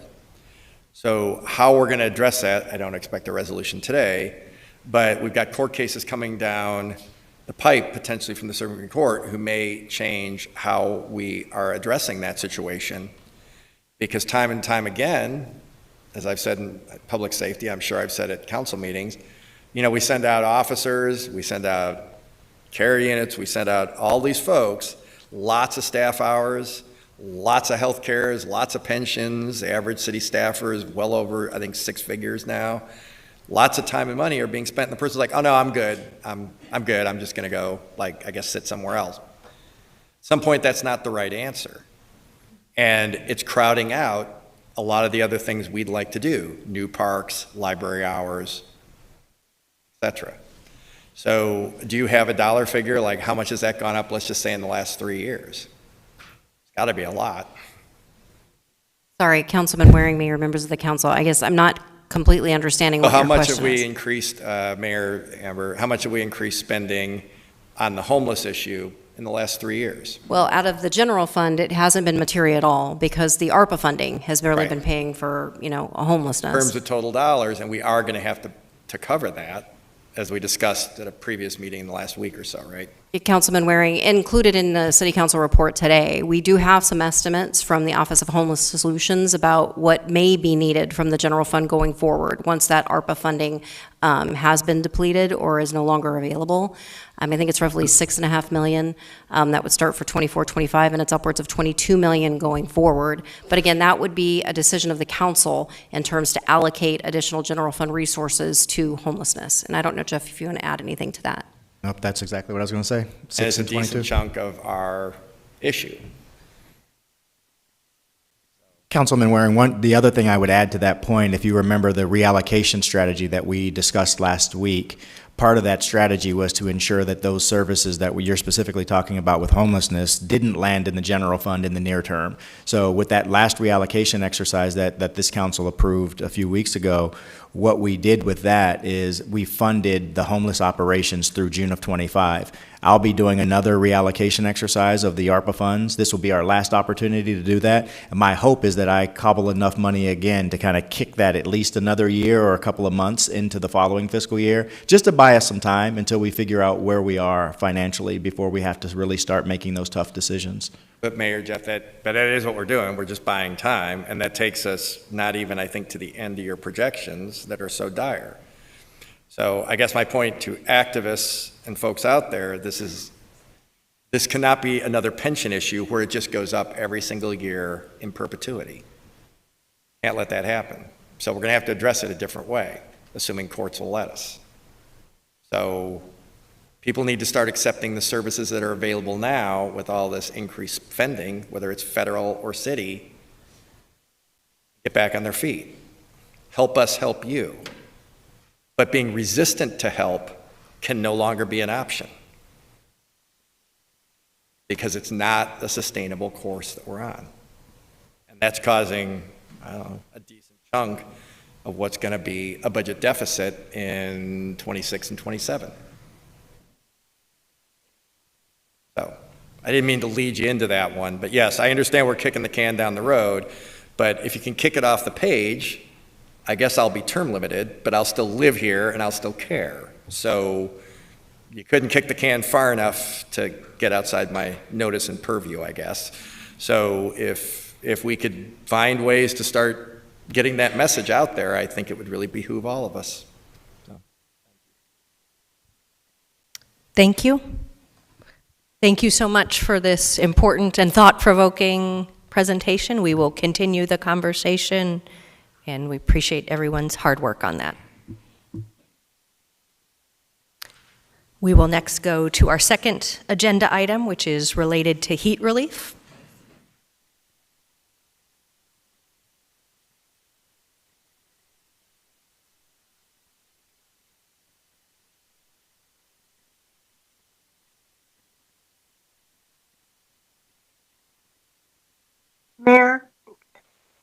Councilwoman. I just wanted to say I'm very grateful that we're going to hear this today, long before it gets hot. I'm glad to see that we're going to be very responsive this year. I know we have in the past, but I love that we're planning so early in advance. Thank you. Thank you so much. That is a great introduction. It is beautiful weather today as we gather, but a good reminder that we think about heat year-round. We do this planning on the coldest day of the year in Phoenix, and we are starting earlier than before. This is the first of multiple discussions that we'll have on heat. It's incredibly important, both because of the difficult numbers we've seen in past years, but also the impact that climate change will have on our community. If you are working outside, if you are unsheltered, if your air conditioning goes out, heat can be a huge, huge impact on you. In 2023, the heat deaths in Maricopa County doubled. They were tragic and sometimes preventable losses. And that's why I have been pressing city staff, along with my colleagues, to work together across departments. We really have a broad spectrum at the city of Phoenix: heat, homelessness, emergency management, public health, and more, to learn the lessons of last summer and to work together on a comprehensive plan for 2024. This means that we are planning long before we have unrelenting temperatures for 31 days straight. Appreciate that we are using data to guide our decision-making, really looking at where the greatest impacts of heat were. That helps us understand where we need cooling centers, extended respite at public facilities, investments in volunteers and emergency personnel, and so much more. Heat is not a city function, but we have stepped up, and we hope other branches of government will as well. The governor has scheduled an update related to heat, and we will have one at the Maricopa's Association of Government coming up as well. This has to be an all-hands-on-deck approach, just like other cities and states prepare for blizzards or hurricanes. Phoenix has led the way, and that's a real point of pride. We hope other levels of government follow. It's a public health issue, and although we may not be the public health authority, we have a duty to step up and protect those who are most vulnerable in partnership with our public health partners. So it's wonderful that we have a cross-departmental team who cares deeply about keeping our residents safe and working hard to implement creative solutions. With that, I'll turn it over to Deputy City Manager Gina Montez and her colleagues. And then it is a presentation that goes well together, so I would ask my colleagues if we can wait till the presentation is complete, and then we will get into questions. This is not for action today, it is just an update. Gina. Thank you, Mayor, members of the council. I especially appreciate that introduction. You very much summed up the approach that we've taken in preparing for this summer. And we have a team. We have a pretty large team because it really will take several departments and kind of expertise in multiple disciplines to do the best job we possibly can in preparing for the summer. And our goal is to reduce that human suffering and reduce the deaths and make use of the resources that we have as best we can.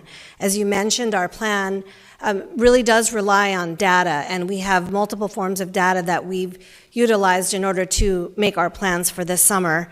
And it also really has an emphasis on some of the gaps that we've had in services over the past several summers, and particularly with that very hot summer that we experienced last year. We have with me presenting today, Assistant Chief of Fire, Tim Kreis, obviously the fire department, Dr. David Handula with our Office of Heat Response and Mitigation, Nicole Witt, our Public Health Advisor, and also part of critical parts of the team and available for questions, Commander Brian Lee with the Emergency Management Office and Rachel Milne with the Office of Homeless Solutions. Before we get started, I want to just note what you mentioned, that the planning does require several departments, And I want to give special thanks to the library department and human services department for especially assisting in preparing for the summer. We're not done. We have a lot of the planning that we've already done completed, but we will be continuing to refine and get your feedback in preparation for the summer. And with that, I'll turn it over to Chief Kreis. Thank you. Mayor Gallego, members of the City Council. In conversations with fire service colleagues from around the country, I'm frequently asked how we do it, referring to emergency service delivery in hot Phoenix summers. In July of 2023, the Phoenix Fire Department and Mesa Fire Department discussed this in a podcast with the United States Fire Administrator. When talking about this, I reflect on my time as a firefighter and as a company officer. Fundamental things like nutrition, fitness, hydration, monitoring and managing my crew's health and readiness. I recall shedding sweat-drenched uniforms multiple times per shift and responding to all types of emergencies at 4 a.m. when the temperature outside is still near 100 degrees. I think about the morning before our shift, filling coolers with IV bags on ice, stocking up on bottled water and blankets and other essentials to protect the members of our community. I talk about the countless instances where we use more than 15 IV bags in a 24-hour period, place blankets on the ground to treat critical patients, and protect them from getting burned on the hot pavement, and lots of trips code 3 to the emergency room. My name is Tim Kreis. I'm Assistant Fire Chief with the Phoenix Fire Department, and the things that I'm reflecting on here are shared experiences for all firefighters in the Phoenix area. Heat is a risk for our community. We all know that protecting the public from dangerous summer heat is more than a function of public safety. It necessitates a collaborative and thoughtful approach focused on prevention of heat-related illnesses and deaths. That collaborative approach is well demonstrated by this team assembled here today, for which I'm proud to be a part of.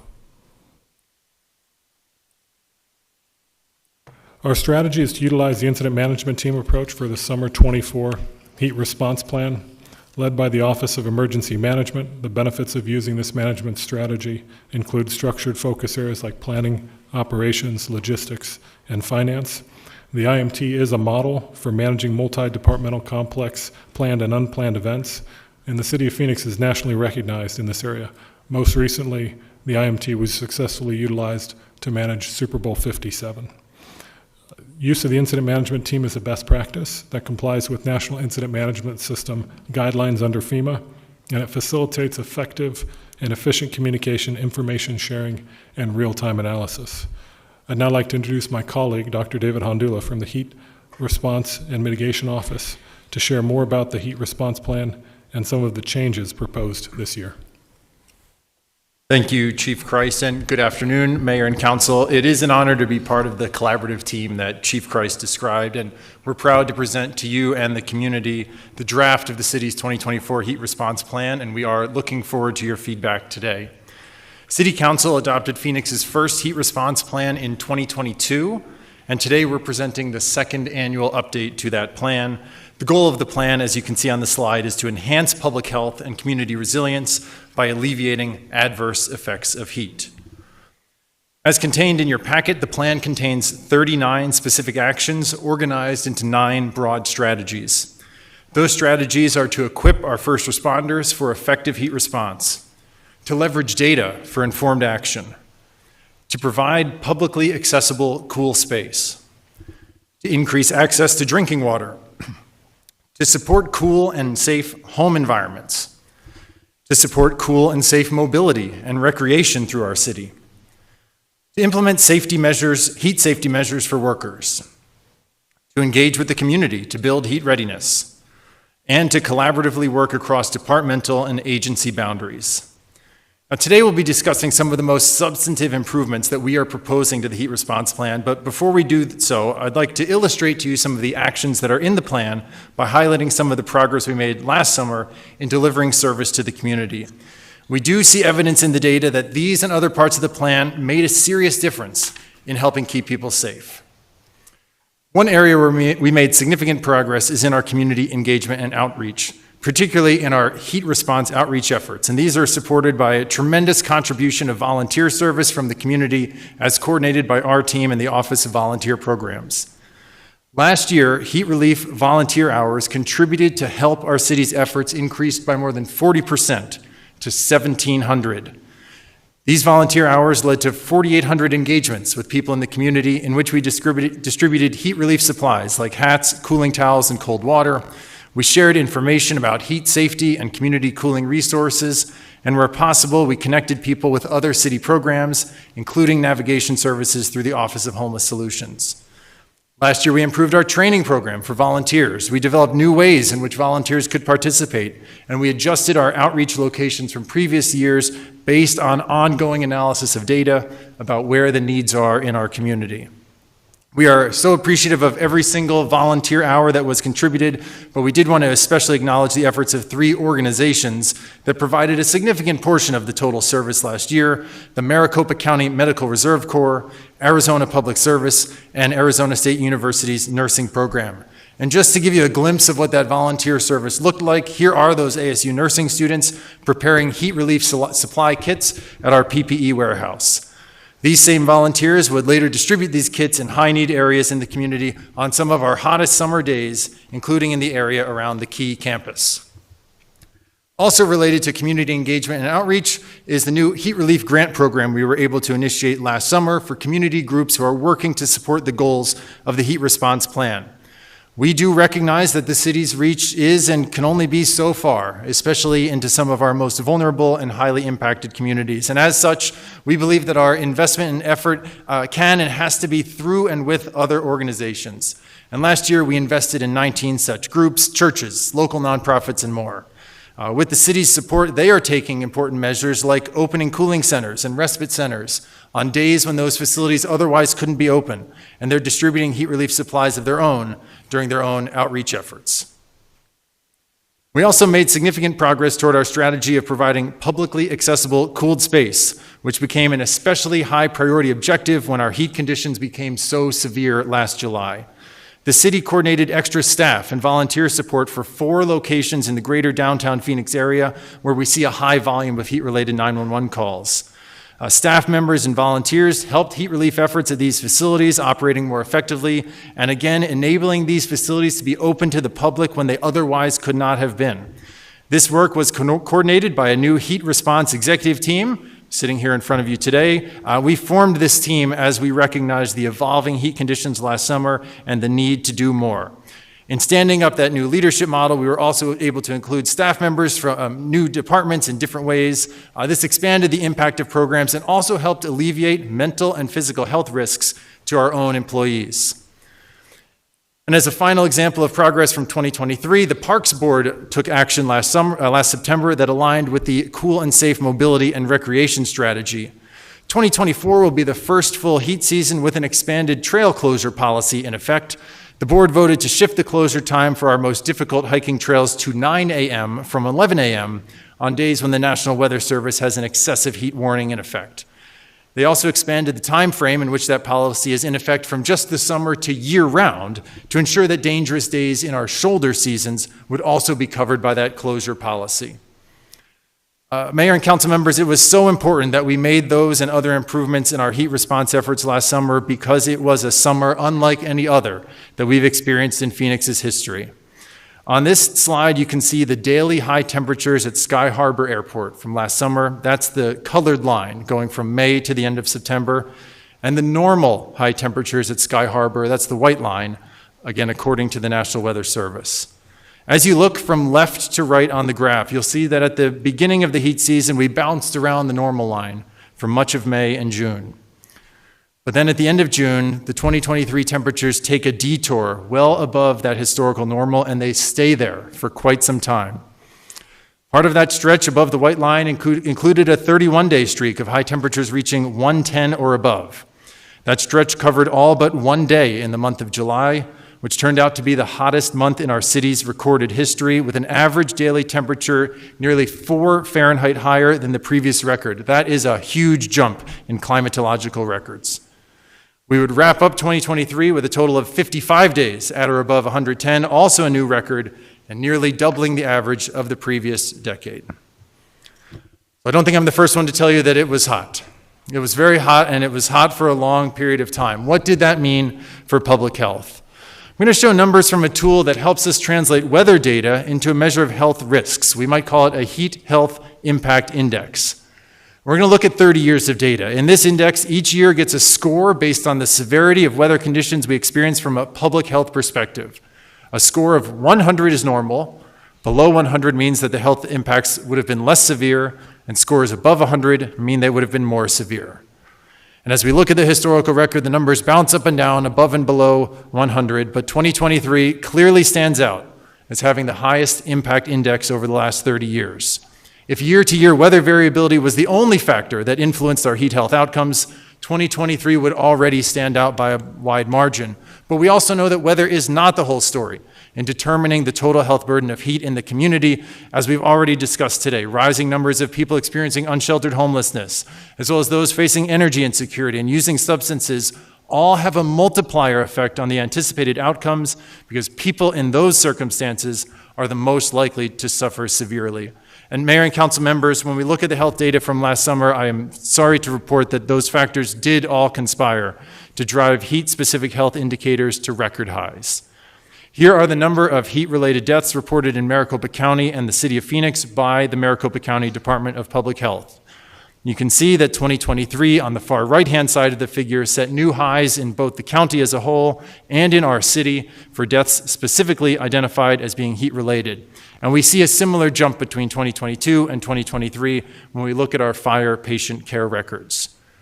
I do want to note that analysis of the total health burden of heat in our community is still ongoing with partners at county, state, and federal health agencies, and we'll have a more complete perspective for you in the coming months. At present, though, our focus is on understanding as much as we can about why these patterns unfolded the way they did and what we can do to improve our response. And to describe what we are learning from the health data, I'm pleased to introduce my colleague and teammate, Public Health Advisor Nicole Witt.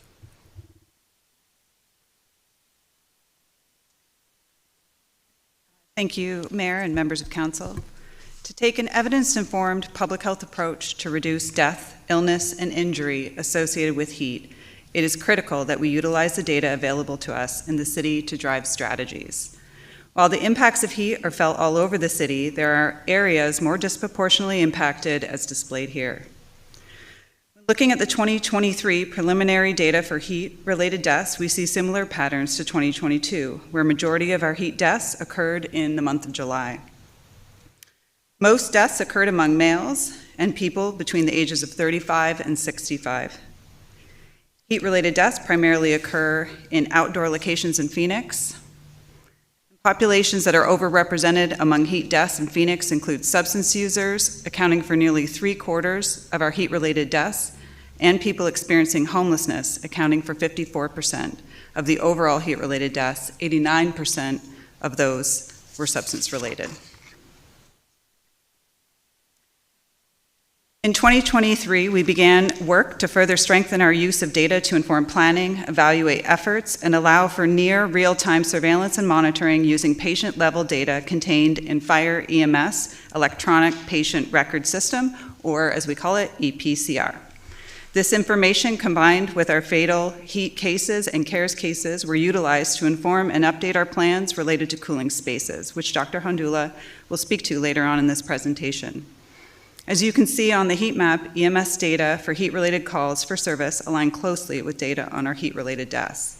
The blue dots indicate existing libraries that act as cooling centers throughout the heat season. Medical calls are strongly correlated with increasing averages in daily high and low temperatures with a peak in the month of July. And 38% of those calls in 2023 were considered severe, requiring patient transport and additional support.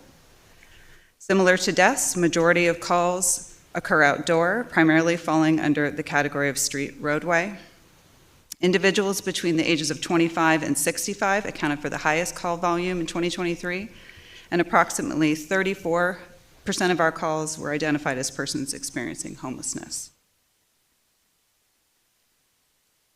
As noted, our data shows that a focus on substance users is a priority for addressing heat-related deaths and injury in Phoenix. Among those heat and substance-related deaths, methamphetamine use was associated with 90%, and fentanyl associated with 53%. To address substance user health and reduce heat illness and deaths, we will be partnering directly with overdose and disease prevention organizations to help develop heat and harm reduction messaging for substance users, as well as to distribute messaging, materials, and resources aimed at reducing risks for people who use drugs. Additionally, we will implement training for cooling center staff and volunteers that includes training on overdose prevention and working with people who use drugs, addressing stigma and common misconceptions. Dr. Hondula will now discuss our approach to improving the heat response plan based on the patterns we see in our health-related data. Thank you. Thank you, Advisor Witt. We would now like to share with you some of the notable changes to the heat response plan for 2024. And the improvements that we'll introduce today are related to 3 of the broad strategy areas: public cool space, heat safety for workers, and community engagement and outreach. We'd like to discuss how we're improving our outreach efforts, expanding our worker safety initiatives, and as was alluded to, increasing opportunities for people to access cooled space. First, on the topic of outreach, we are evolving our heat relief outreach model this year. We're going to better leverage the professional outreach teams in our Office of Homeless Solutions to help advance heat response efforts with people experiencing homelessness. OHS teams will be equipped with heat relief supply kits through the heat season and trained to share information about community cooling resources. But volunteers will remain a critical component of the heat response program, and there will be 4 volunteer opportunities this year. Those include continuing our presence at trailheads to reduce the incidence of those dangerous technical mountain rescues, to provide support for Heat Relief Network sites, to make phone calls to community members who opt in for voice wellness checks, and to prepare heat relief supply kits for our OHS colleagues. We're expanding our focus on worker safety this heat season with attention to both our City of Phoenix employee family as well as the broader set of workers in Phoenix who face heat exposure. Our efforts are complementary to and supportive of a new state emphasis program on heat safety adopted by the Arizona Division of Occupational Safety and Health. Written heat safety plans were improved last year by our city departments, and those improvements will be implemented this season and will, of course, be continuing to look for opportunities for further improvement this year. We are also exploring opportunities to engage with the city's contracted and subcontracted businesses to ensure that their heat safety practices align with our own recommended practices. The next area of improvement to discuss concerns our participation in the Heat Relief Network, and before getting to what's new, please allow me to provide for you and the public some important context. The Heat Relief Network is a voluntary opt-in coalition of regional partners working to reduce heat illness and death in the community by providing cool space and water. It was started by the Maricopa Association of Governments in 2006, and MAG remains the primary coordinator of that network today. Facilities can participate in one of 3 roles: as a hydration station, providing water; as a cooling center, providing air-conditioned space for a brief rest; or as a respite center, providing air-conditioned space where uninterrupted rest is permitted. The City of Phoenix hosted 62 sites in that network last year, 17 cooling centers, and 45 hydration stations. We also provided grant funding, water, and signage to other community organizations that participate in the Heat Relief Network. However, the voluntary opt-in nature of this network means that it's not necessarily optimized to support the heat response efforts. Here's one example of a deficiency that emerges the way the network currently operates. This figure shows how many heat-related 911 calls that the Phoenix Fire Department responded to last heat season by hour of the day. You can see that calls are at a minimum in the early morning hours on the left-hand side and reach a peak in the mid to late afternoon hours. I'm now going to shade the times of day when our cooling center locations are open in blue. You can see that we do a reasonable job of having cooling centers open when a lot of the heat-related 911 calls occur. About 2/3 of the heat-related calls occur between 9 a.m. and 6 p.m., and that's approximately when our sites are open. However, you might also see that the yellow bars, again, those are 911 calls, still remain high after the cooling centers have closed. 1/3 of our heat-related 911 calls occur outside the hours when our cooling centers are open. And this pattern becomes even more challenging on Sundays, when instead of 17 cooling centers open, we only have 1, and it has even more limited hours of operation. We're proposing to address this gap in cool space availability in 2 ways this summer, offering 2 overnight and respite centers and offering extended operating hours at 3 cooling centers. First, on overnight respite and navigation centers. We closely analyzed fire department and Phoenix Cares data to understand where the need is in our community, and we vetted city facilities to meet that need against life safety and operational capabilities. That analysis led us to identifying Burton Bar Library and the Senior Opportunities West Senior Center as good candidates to fulfill this role. These facilities are in Districts 7 and 8, respectively. The map on the right shows these facility locations superimposed on a hotspot map of heat-related 911 calls from last year. And as you can see, these facilities directly target our biggest hotspot. We're proposing and preparing to operate facilities in this capacity for the entire heat season, May 1st through September 30th. Both sites will be staffed by professionals with relevant expertise in providing social service support to the community and by security personnel dedicated to this operation. Our vision is that these will be inclusive spaces where the entire community can go to find safe respite from the heat and to be helpfully guided toward long-term solutions to the particular heat challenge that brought them to the site in the first place. The professional staffing already has expertise in helping community members access shelter and programs that support people experiencing homelessness.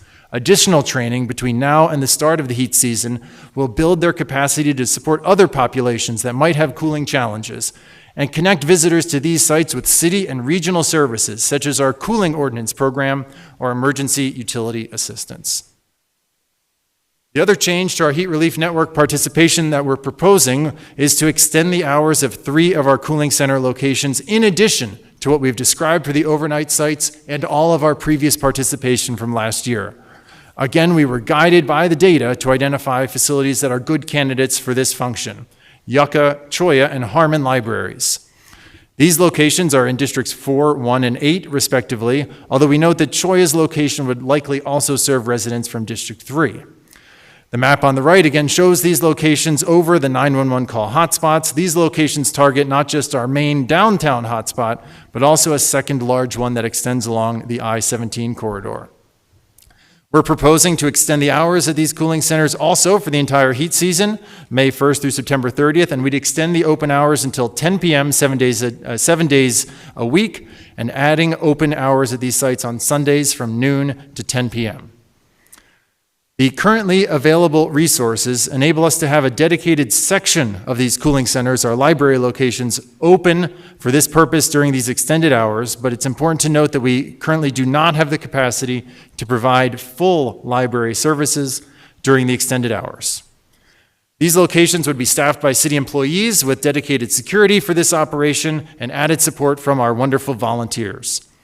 At both the extended hours cooling centers and our overnight sites, we'll be inviting visitors to share their information with us to help ensure that we can effectively pursue solutions to their heat challenges and build a robust evaluation of the benefits realized to the community from these proposed new investments. As you know, Mayor and Council, there are many more actions in the heat response plan than we've included in our presentation today. Many of the departments that implement those programs are represented in the room with us. But before we wrap up, I'd like to acknowledge and speak to this last strategy of collaboration across departments and agencies. Our efforts are very much conducted in coordination with and with the support of other public sector partners. And this year, we're very fortunate to have new grant funding to support this work from the Maricopa County Department of Public Health, the Arizona Department of Housing, the Gila River Indian Community, and Arizona State University. They are all supporting components of the heat response plan, and we appreciate that support. Beyond the grant funding, we deeply value our partnership with our colleagues at county, state, and federal governments, local nonprofits, academic institutions, faith-based communities, the private sector, and much more. We're in regular dialogue with a wide spectrum of those partners through the Arizona Heat Resilience Work Group and other task forces and working groups, and we look forward to continuing to strengthen those relationships this year. We do want to highlight for you that we are already working closely with new staff members at the Maricopa County Department of Public Health who are focused on improving the regional heat relief network, and we are eager to learn about and align with new statewide efforts to be proposed in the forthcoming statewide heat preparedness plan. With that, Deputy City Manager Montes will conclude our presentation. This final slide summarizes our response, and it's really based on our incident management approach that Chief Christ described.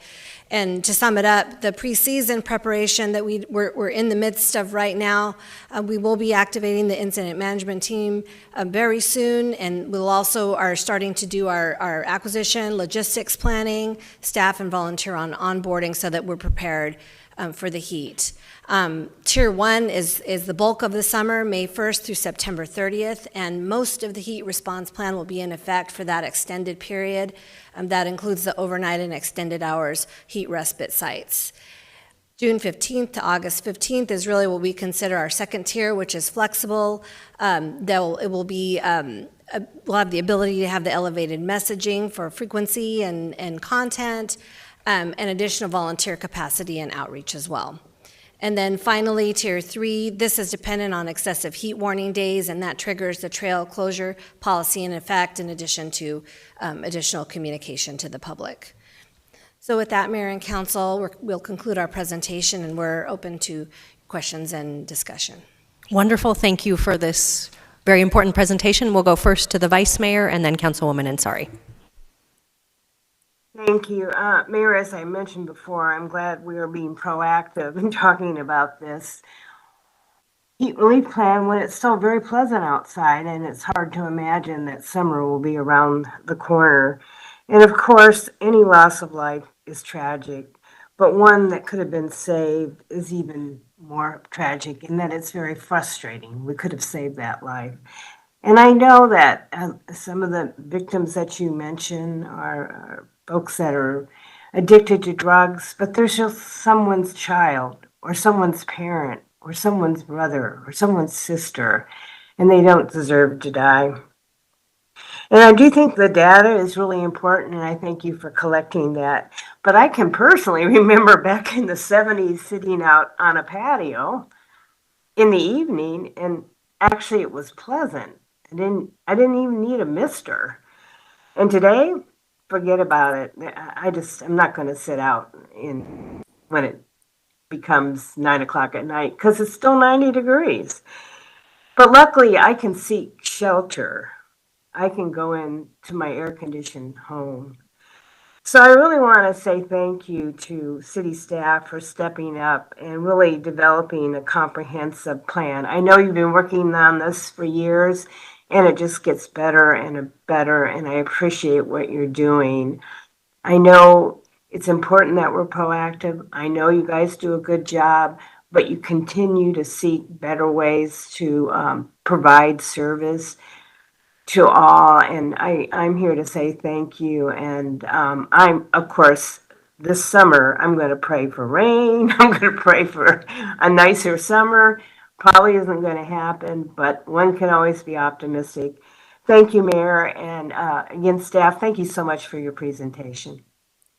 Thank you so much, Vice Mayor. Great comments. We'll go to Councilwoman Ansari and then Councilwoman Guardado. Thank you so much. Thank you so much to all of you. I agree that we have come such a long way since the establishment of the Office of Heat Response and Mitigation, and it's great to see that each year not only are you collaborating across departments, but the fact that there's this executive team and a proactive plan, and the fact that we're addressing the critiques and issues we've had in previous years. I also, I believe, Mayor, you were the first elected official in Arizona to call on FEMA to make heat a natural disaster, which is still very much needed.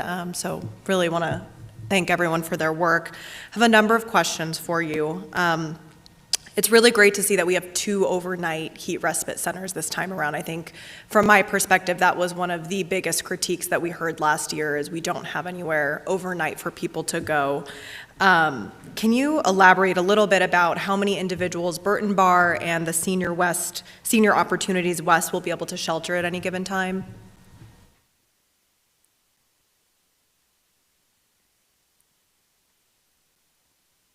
Thank you, Councilwoman Ansari, Mayor Gallego, and council members. We anticipate the capacity of these locations to be approximately 50 individuals at this time.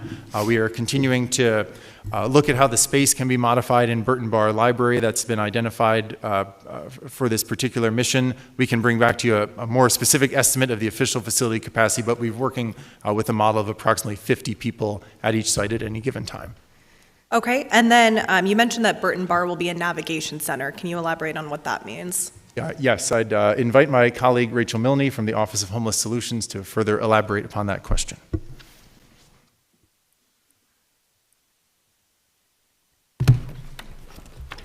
Thank you, Mayor and members of the council. The navigation centers, both at Burton Bar and at the Senior Opportunities West, will be staffed with Community Bridges, Inc. staff, and they will be responsible for navigating individuals to whatever services they may need. So if someone is experiencing homelessness, they're very familiar with that, but they'll also be trained prior to this summer to navigate to other city services or other services that an individual might need in order to help whatever brought them to the site on that day. They will, they'll also have opportunities to transport people directly from both sites as well. That's very helpful, thank you. One thing I do want to make sure of is that we're giving our library customers, adequate notice about what we're trying to do to save lives. What will that look like? Mayor, Councilwoman Ansari, the library is notifying their staff, and we have some time to plan for that, but we do anticipate that, that the staff will notify the public and we'll have signage. Certainly the extended hours are going to be kind of limited, not full library services, but simply heat respite, and so we're continuing to work on those communication plans. Okay. And then related to all of this, do we have a plan B in case, I know we're working on the 71st Avenue and Van Buren site for overnight and 24/7 shelter. Do we, worst case scenario, have any sort of plan B in case we are a little bit behind on that or any other sites that we're working on? Mayor and members of the council. So yes, we have 790 shelter beds in various stages of construction right now, including the shelter that we are hoping to build at 71st Avenue and Van Buren. We also are timing, opening those beds, timing those with the temporary beds that we brought on board last year, really to help us with our effort around the key campus. So that's something we're paying very close attention to. So whereas these two sites will not be considered shelter at all, we are really going to be utilizing them as navigation to get people into those other shelter sites, be it the temporary lodging sites that some of them may still be operating this summer, and then also our permanent shelter sites. And if I could add one more thing, we are coordinating with our partners, Maricopa County, for example, and really working closely with they have some temporary hotel shelters as well, and we're identifying like when those ones are going offline, and we had some assistance in getting them to extend one past the summer so that we didn't have everything going offline at once. Okay. In the past, one of my biggest areas of frustration has been that we do all of this planning, and then sometimes the hottest weekend, hits us, and we're still somewhat scrambling to get, services out in what was formerly known as the zone. This happened in prior years with the cooling bus, for example. We had asked, we had it the first, in 2021, and then in future years, we were told that it wasn't needed, but then at the last minute, we were forced to bring it out. The zone is no longer there, but we obviously still have other areas of high concentrations of unsheltered individuals.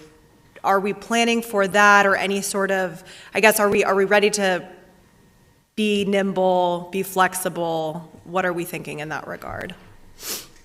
Mayor, Councilwoman Ansari, that's a very good point that you make, and yes, part of the reason we've deployed our incident management system, and we started to do this during the worst of the heat last summer to bring everybody together so that we could respond. And in the case of an emergency where we truly did not have enough capacity, then we would bring whatever resources to bear in order to find a location or to determine what would need to happen. What we didn't have last year was we did not have, as you mentioned, let me go back. As you mentioned, the conditions are no longer the same around the key campus, and so that is a positive thing. At the same time, we did not have an overnight respite or there was limited transportation, and we've tried to solve for those issues this year in our plan, and so we feel comfortable that we're going to be able to identify folks and get them to the locations. And we're also working on our communication and outreach plan with the Office of Communications so that we can get the word out so that it's predictable and people know where to go and how to get there.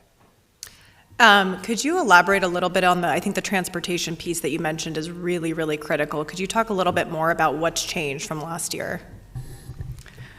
Mayor and members of council, so when we asked our partners to our partner in CBI to put together an action plan for the 2 overnight shelters, or excuse me, navigation centers, we also asked them to consider transportation and those transportation needs, not only of getting folks to those locations, but also once they're at those locations to more appropriate service centers. So they included a robust transportation plan in their response to us that will help get people to the centers for water and cooling, and then get them to appropriate services as well. Okay. Councilmember, if I may add, I believe you communicated with us last summer, and we experienced it ourselves, difficulty with the 211 phone number that was available to provide free transportation to cooling centers. We felt that pain, and we know we need a better system. We're really happy to hear that the county health department is preparing to make a substantial investment to improve that service this year, to ensure that calls are prioritized this year, and there's always somebody available to answer the phone when they are operating. They're still working on the details, and I don't want to speak ahead of them there, but we're excited about that additional investment. And one more thing I want to add is that we're looking at bus passes and for those folks that are engaged in services, and how do we make sure that that they have access to that. So that's another approach layered on top of those other 2 actions we're looking at.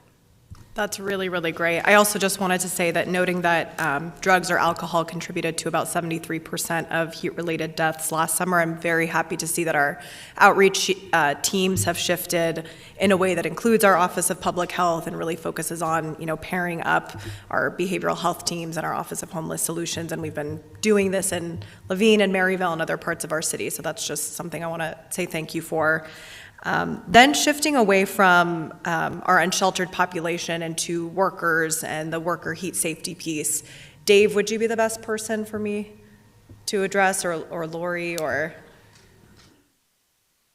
Mayor, members of the council, Councilwoman, I'm sorry, I'll do my best to answer your questions if you Okay. want to say specifically what it is. Sure. So a little bit more context here. So last summer, I spent a good amount of time meeting with workers who were impacted by heat in their workplace. Related to the city. So we're talking about construction workers. We're also talking about folks who work at our airports in different capacities. There were multiple high-profile instances of heat-related illness, still ongoing conversations between employers and management about this. So one of the areas I've been proud to work with staff on in recent months is a worker heat safety ordinance to try to strengthen protections where we can. A couple of weeks ago, we had a number of stakeholder meetings, both with workers, with labor unions, and with the contractors. And from the worker perspective, I thought it was very helpful, and we heard some concern over the fact that what we were talking about, and we obviously didn't have anything on paper yet, but perhaps it would not go far enough to address the concerns and the enforcement piece that might be needed. If we do require heat safety plans as part of our city contracts, what are some ways that we could potentially work on enforcement or make sure there are repercussions if folks are not abiding by those plans? Mayor, members of council, we are currently exploring the different ways, as you mentioned, to incorporate heat safety for contractors and subcontractors, whether it be in our procurement process or in our actual contracts. We're working with our finance department and law department to explore what we can do for that enforcement piece. And as part of this plan, we'll be bringing back finalized plans once we get there. Okay. So clearly it's still a work in progress. I want to talk a little bit about some of the subcontracted entities within the city, particularly at the airport with our custodial and food services. How do we ensure that they are also following best practices when it comes to heat safety? Yeah, Mayor, members, Councilwoman, I'm sorry. One of the things we're exploring in that is how we address that with subcontractors. So whether that be addressed in our leases as a city, so we lease to a certain entity and then they have contractors, or in our contracts that then subcontract. That's what we're working with the Law and Finance Department to see how we can incorporate to ensure that that trickles downhill. So, you contract with us, here's the requirements, but then anyone that contracts with you, there's also going to be these requirements. Okay, and to that vein, you may not have the answer to this yet, but there were some concerns expressed that ADOSH may not have enough staff to be able to do the enforcement of the state procedures that they've put in place. If these are required in our city contracts, hypothetically, could our contract compliance inspectors check for heat safety guidelines? Is that one of the things that you're exploring? Mayor, members, council, Councilwoman, sorry, that is something we are exploring, is what that enforcement piece could look like if it can be included. And any discussion around existing contracts and what may happen with those? Yes, that is one of the items we're exploring. Okay.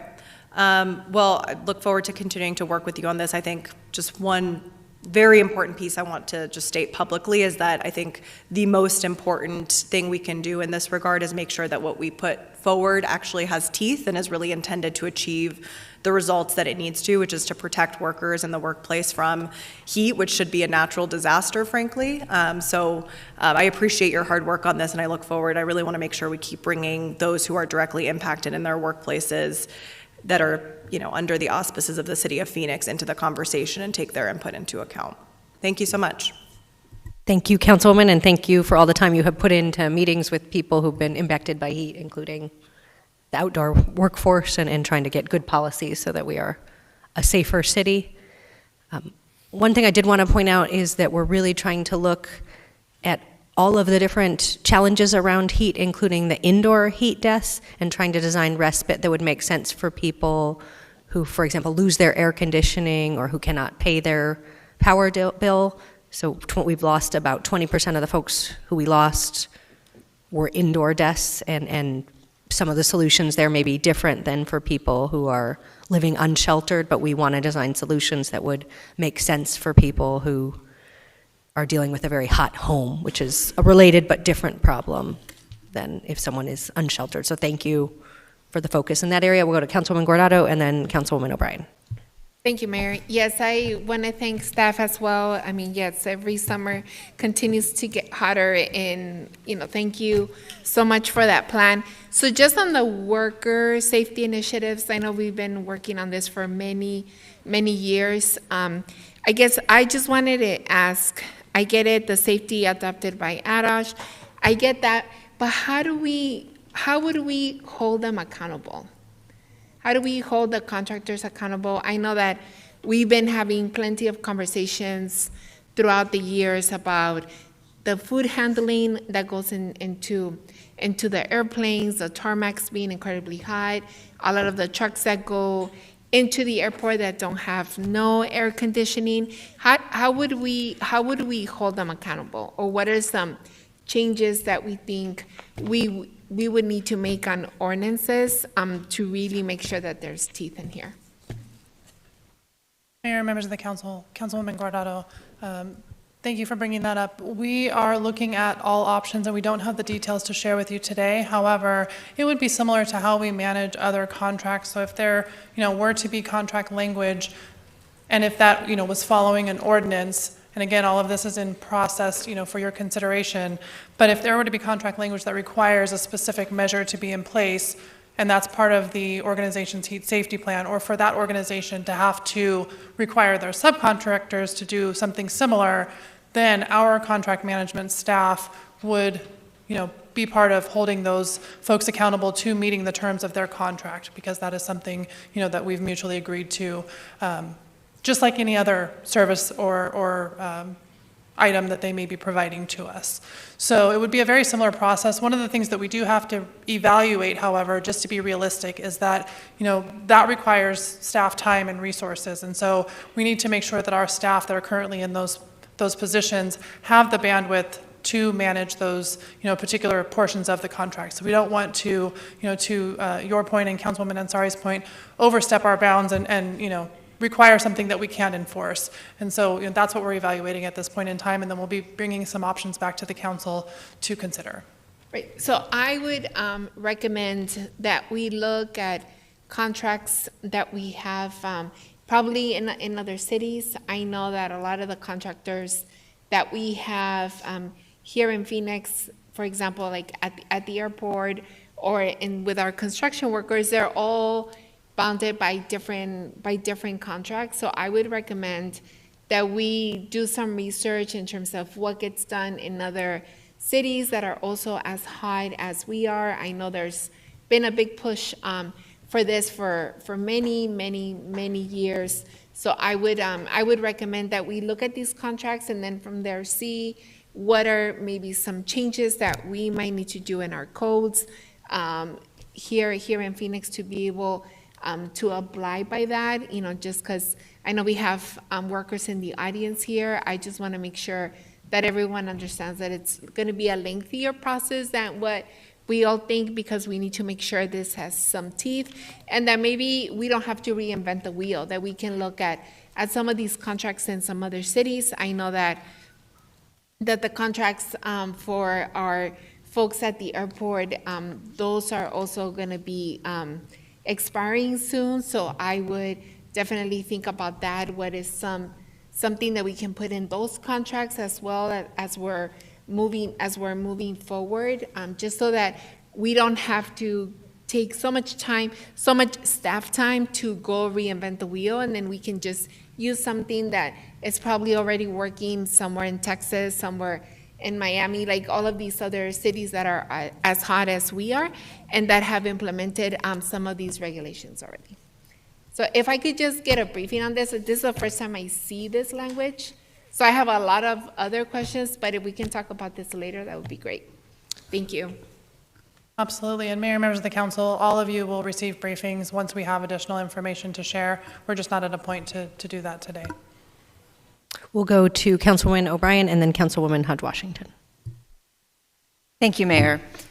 So this item is here for information, and it is a draft plan. When do you plan on having the final plan, and will it come back to council for action? Mayor, members of the council, we plan on finalizing it in the coming weeks, probably within a month. I'd say is fair. We haven't looked at a date or whether it would come back necessarily. We've kind of done it both ways. We came the first year and then we made modifications, but we're happy to bring it back to a policy session or to formal if that's the desire of the council. Okay, I have questions related to the plan. Nicole, you were talking about the strategies for people who use substances, and I appreciate that we are using data related to this plan. You talked about the stigmas and training folks on the stigmas and misconceptions related to substance abuse. Can you explain what that means? Yeah, thank you, through you, Mayor, and Councilwoman O'Brien for the question. So we would be looking at partnering actually with Maricopa County Health Department as well, who is looking at similar training across all cooling centers, so not just those in Phoenix. So stigma related to substance use in general, or people who use substances. So we would be incorporating curriculum components related to that into any training, as well as misconceptions. So there is a lot of concerns and misconceptions around safety, so making sure that we clarify safety related to substance use or substance users, and incorporate that into the training as well as providing within that training accurate data and information related to substance use disorder. That would all be part of that curriculum. And so given the data you provided today, around 90% associated with methamphetamines and 53% fentanyl, and I appreciate that we're going to partnership with overdose and disease prevention organizations. What kind of services will be available at our cooling centers and our extended hours for folks to be potentially receiving services or understanding there's a place that they can get help with their substance abuse or addiction issues?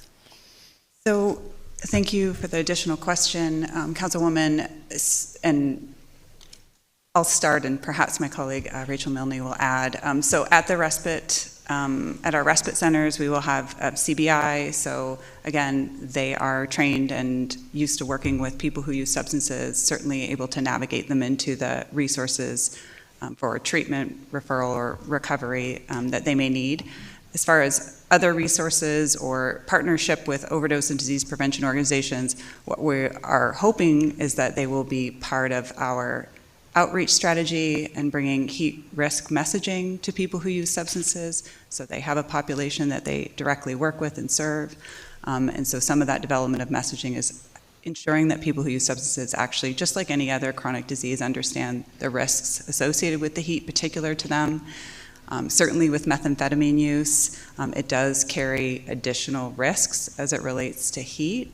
So that's part of our plan to develop messaging along with our overdose and disease prevention partners, partner with them to get that messaging out into the community. And as far as the services that would be available, it is the navigation to treatment, referral, or other services that people who use substances may need or are looking for.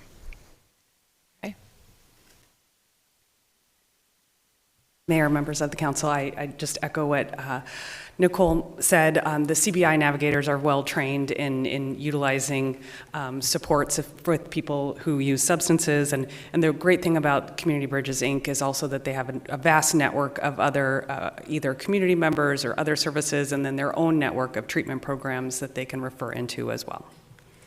So, and please correct me if I'm wrong, Rachel, I believe during the presentation, we talked about there being CBI services at the two overnight, Burton Bar and the Senior West. So how will that translate to services at our other centers that are not 24 hours?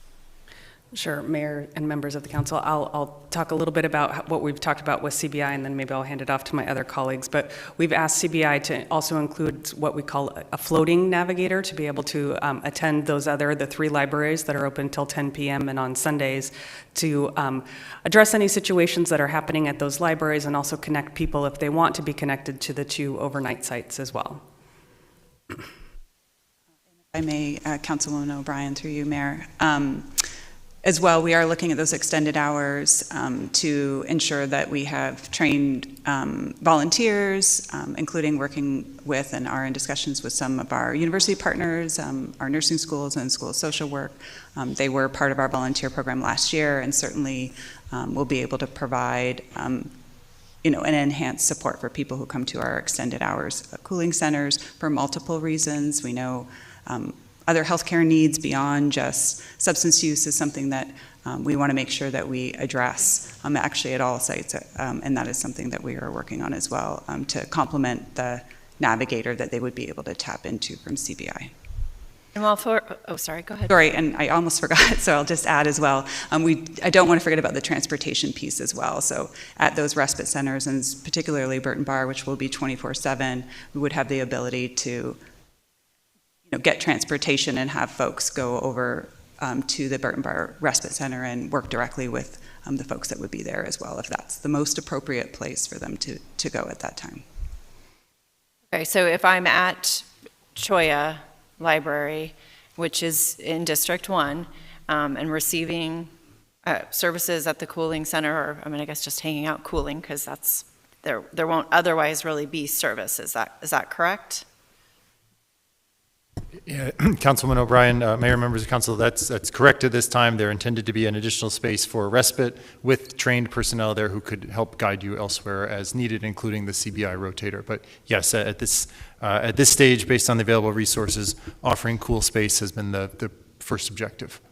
So staff will not necessarily be trying to engage with folks to encourage them to get services. Is that accurate at those particular centers?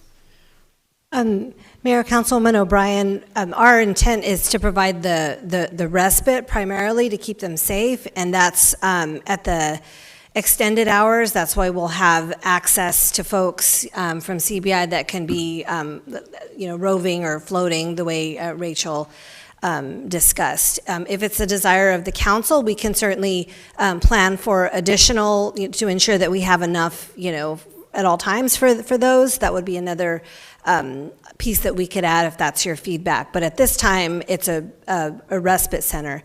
In fact, even the Burton Bar and Senior Opportunities West, they're also respite centers. They're not intended for heavy services there, but as navigation to the other appropriate services. As navigation. So there would Yes. be, okay, then thank you for that clarification. So would there be navigation to those services at the extended hour cooling centers? There would be navigation by the roving case navigators. Okay. Sorry, apologize, Councilwoman, from CBI. Yes. So when I guess you're saying roving, but does that mean they have to be called out there, or they're actually going to be going to these three additional centers with the extended hours? Mayor and members of council, it could be either. They could be called from a particular extended hour location if that's a need, or they could also just rotate amongst the three. Okay, that is. If I may add, Councilwoman, thank you for the questions. The spaces that have been identified for this objective in the libraries are relatively small, and I think it is our vision that there would be proactive engagement, certainly to welcome people into the location, but we do want to understand who is coming, why they are there, and what we can do about it. At the extended hours cooling centers, that objective would be performed by city staff and trained volunteers. They may not have the full capability and expertise of the CBI rotator and the staff at these other sites, but I think it's fair to say we would like to initiate those conversations at the extended hours cooling centers as best we can with the available resources. And that actually leads me to one of my other questions, is that I know that data is central to what we're doing. However, in the previous 2 years, we've not really had the data on who is coming to either our cooling centers or I know you provided some numbers earlier, but they were really, I'm going to call them 30,000 foot numbers. We can't dive into them to truly understand who your volunteers and who city staff were touching. So how will that be different this year? And not just in the extended hours, but during normal operating hours? How will we know and quantify who's coming in for help and what kind of services? Because if it's the family who's, I've lived here my whole life, there were plenty of days when the air conditioning was out and you didn't want to be at home. You wanted to be in your swimming pool if you had one, or at the library or the mall. So how will we be able to know that we helped families or seniors who just couldn't afford to have their air conditioning on and need to keep it a little hotter than is really comfortable, and so they come to this center? Councilwoman O'Brien, let me start with the answer, and then if our colleagues want to add to that. For much of the heat relief network, the sites for cooling, for hydration are in existing facilities during their normal business hours, just as something extra to whatever business is going on in those locations. And so for that, we don't have dedicated staff that are tracking everyone who's coming in. So that will continue to be something where we may not have specifically who's coming in to the bulk of the heat relief network.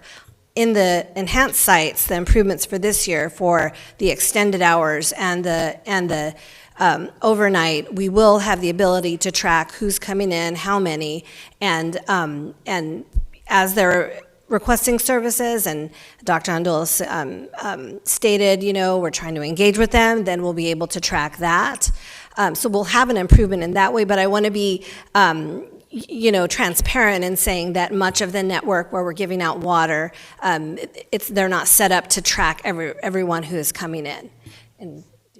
Yeah, thank you, Deputy City Manager Montes. Councilwoman, Mayor, and council members. I did also want to highlight that the County Health Department did conduct a cooling center evaluation study where they deployed additional personnel into the field last summer to ask these very questions that you are asking. Their report is nearly finalized, and as soon as we have it, we'd be happy to share and discuss with you. They made an investment using CDC grant funding to try to collect more of this data, and we agree with you very much that these are critical pieces of the puzzle that we have yet to fully understand. Okay, I appreciate that and look forward. I did try to I did see that that report was not available as I read through last night and was trying to find all the data I could. I do want to ask one further clarifying question about our 24-hour centers and all of our cooling centers. Will people be allowed to use drugs, illegal drugs, in those centers? Mayor, members of the council, absolutely not. No, people will not be allowed to utilize any sort of illegal substance in the 24-hour site or the overnight site at Senior Opportunities West. Or do any kind of illegal activities? Correct. And if they are, what will staff do? The CBI staff will be supported by security, and if there is a criminal activity taking place, they'll alert the police department. So is it mandatory that they alert the police department if there's criminal activity? Yes, this isn't a shelter operation, but it will operate similar to a shelter. It will be in the policy and procedure that they alert police department when there's criminal activity. Okay, I appreciate that. Thank you for your indulgence. I do have a few more questions because I did read the entire draft. Strategy 5 is about supporting cool and safe home environments related to air conditionings and evaporative cooler and ensuring that especially in a landlord-tenant situation. Do we have teeth to this enforcement? Councilwoman O'Brien, in terms of the cooling ordinance, yes, we do have the ability to enforce on the cooling ordinance. And in the landlord-tenant side of it, the landlord-tenant counseling, that assists in advising folks in how to work with their landlord. But in terms of the cooling ordinance, we absolutely do. And Ms. Spencer. So there are penalties. I appreciate Yes. that we always want to help folks to come into compliance without penalties. However, should we come across somebody who doesn't choose to become compliant, we have enforcement options that have teeth. Yes, and Neighborhood Services Director, I want to introduce him real quick. Spencer Self can address those more specifically. Mayor and Councilwoman O'Brien, yes, we have the ability to cite each day that they are not in compliance. Okay, I do appreciate that very much. We talked a little bit about the worker safety initiatives, and I appreciate that we all are having folks look into that. What I do want to know, though, because we work with our stakeholders on almost everything we do in the city, so I'm curious, are we having stakeholder meetings with the folks who would be impacted by these potentially new contract rules or our future contract rules? Yes, Mayor, members of the council, Councilwoman O'Brien, we have already had 3 stakeholder meetings, and we will be following up with those same stakeholders to provide them with additional information as this progresses forward. And they're providing feedback to you all about how things will impact them and how we work together to get to a good solution. That's correct. Okay. There is a $450,000 in grants to heat relief partners that some of it went out last year, more of it's going out this year. What kind of guidelines and training are provided to those partners? And I ask this not because we did this, not the city of Phoenix, but a neighboring city provided a grant to an organization that was located in District 1, and there were some unfortunate and I think unintended outcomes of the services they provided at their location. So I want to ensure that when we do this, we educate, inform folks so that we minimize impacts to surrounding communities and businesses. Thank you, Councilwoman, Mayor, and council members. Certainly appreciate the question. I think it is a lesson learned of our grant program that the parameters have been set fairly broadly in the past. We have not heard of any concerns related to the activity of grantees, related to the issue you mentioned. We do remain in very close dialogue with them, particularly to ensure compliance with all the federal rules that are related to ARPA grant funding. So that to answer your question, alignment with the goals of the heat response plan and alignment with federal regulations through the American Rescue Plan Act would be the main parameters that are set right now. But we have very ongoing dialogue with them to ensure that expenses in their plans are reasonable and aligned with ours. Okay, and so I just want to ensure that when we do this and we're working with these partners, that they understand that they should be good neighbors to the businesses and homeowners or apartment buildings, whatever, that they are nearby. Because when we start providing services to folks, they will come, and that can as we know, have adverse impacts. But if working together properly, right, with the right information and education and cooperation, it does not have to be that way. So I would be happy to share my experience if you'd like it, but I want to make sure that we are cognizant of all of our neighbors. I do want to thank the Parks Board for extending our hours for no hiking on our mountains when we have the excessive heat warnings, because that is not only best for our citizens, but it's also best for our first responders. And then lastly, I understand the need to protect all of our citizens and fully support the mayor's programs to protect our citizens, and appreciate that you all have come a long way since 2022. It is important to protect all of our citizens.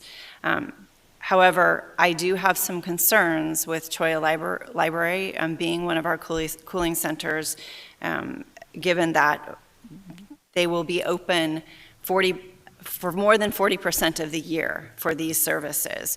And the Metro Center community has taken great strides to improve the area. The mall has been closed for a long time.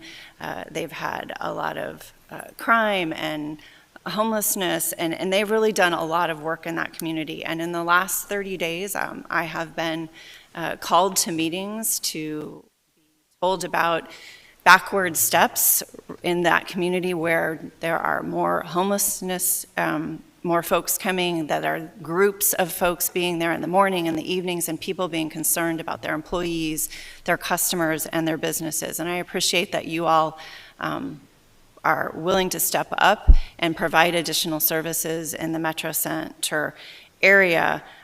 It is important to me that when we do this, and I am very thankful for Commander Brian Lee to be part of this, the other partner I would have preferred to have at this table would be the commanders of our precincts that have these cooling centers in them, because it is going to impact the resources that they have as well. So I would include them in the future, please. Commander Lee is wonderful, but you see it through a certain lens, and I know you know the other lens, but that's not your primary purpose. So I appreciate everybody that has participated. I just want to make sure that we are not only protecting the folks who need help with heat, but we're also ensuring that our families, our businesses are also protected, and that we are doing a balanced approach to everything. So thank you very much, Mayor. Thank you, Councilwoman. Councilwoman Hunt Washington. Thank you, Mayor. I'll start off again by acknowledging this is I think this is a great step. Last summer, it wasn't that pleasant, and this would help us be a more responsive and more proactive response to what we anticipate to be extreme heat. I am very sympathetic to what we are trying to achieve, but I do have some questions and some concerns, so I'm going to go through them. I'll try not to repeat some of the questions that my colleagues have asked. I've been trying to mark them off if they asked them. So go into slide 7 for me. It talked about it in 2023, some of the grants that we provided included staff support to extend hours at cooling and respite centers. Were those solely respite and cooling centers operated by the city or in conjunction with another entity, or were those in some sort private? Thank you, Councilman, for the question, Mayor and council members. This grant funding was only used for, as related to the cooling center and respite center purpose, was only used to support external partners. For example, there's a YMCA that is a grant recipient, and this summer, with this grant funding, they'll be able to be open more days of the week than they were last summer. So as part of this year's heat response plan, we do anticipate having external partners that will have cooling and respite centers as well? Councilwoman, thank you for the question. Mayor and council members, yes, continuing a very positive trajectory we've seen in the region in the past several years. The city has about 62 sites in the heat relief network. That's 62 out of 200 plus regionally, and many of those sites are operated by faith-based partners local nonprofits. There are certainly some that are municipal entities, but there are many partners at the table. And with the new investments that the county health department is making and having a dedicated cooling center coordinator, I anticipate that positive trend will only continue this year. And do you know of for the 2024 plan, how many of them will have overnight what did you call them, overnight respite?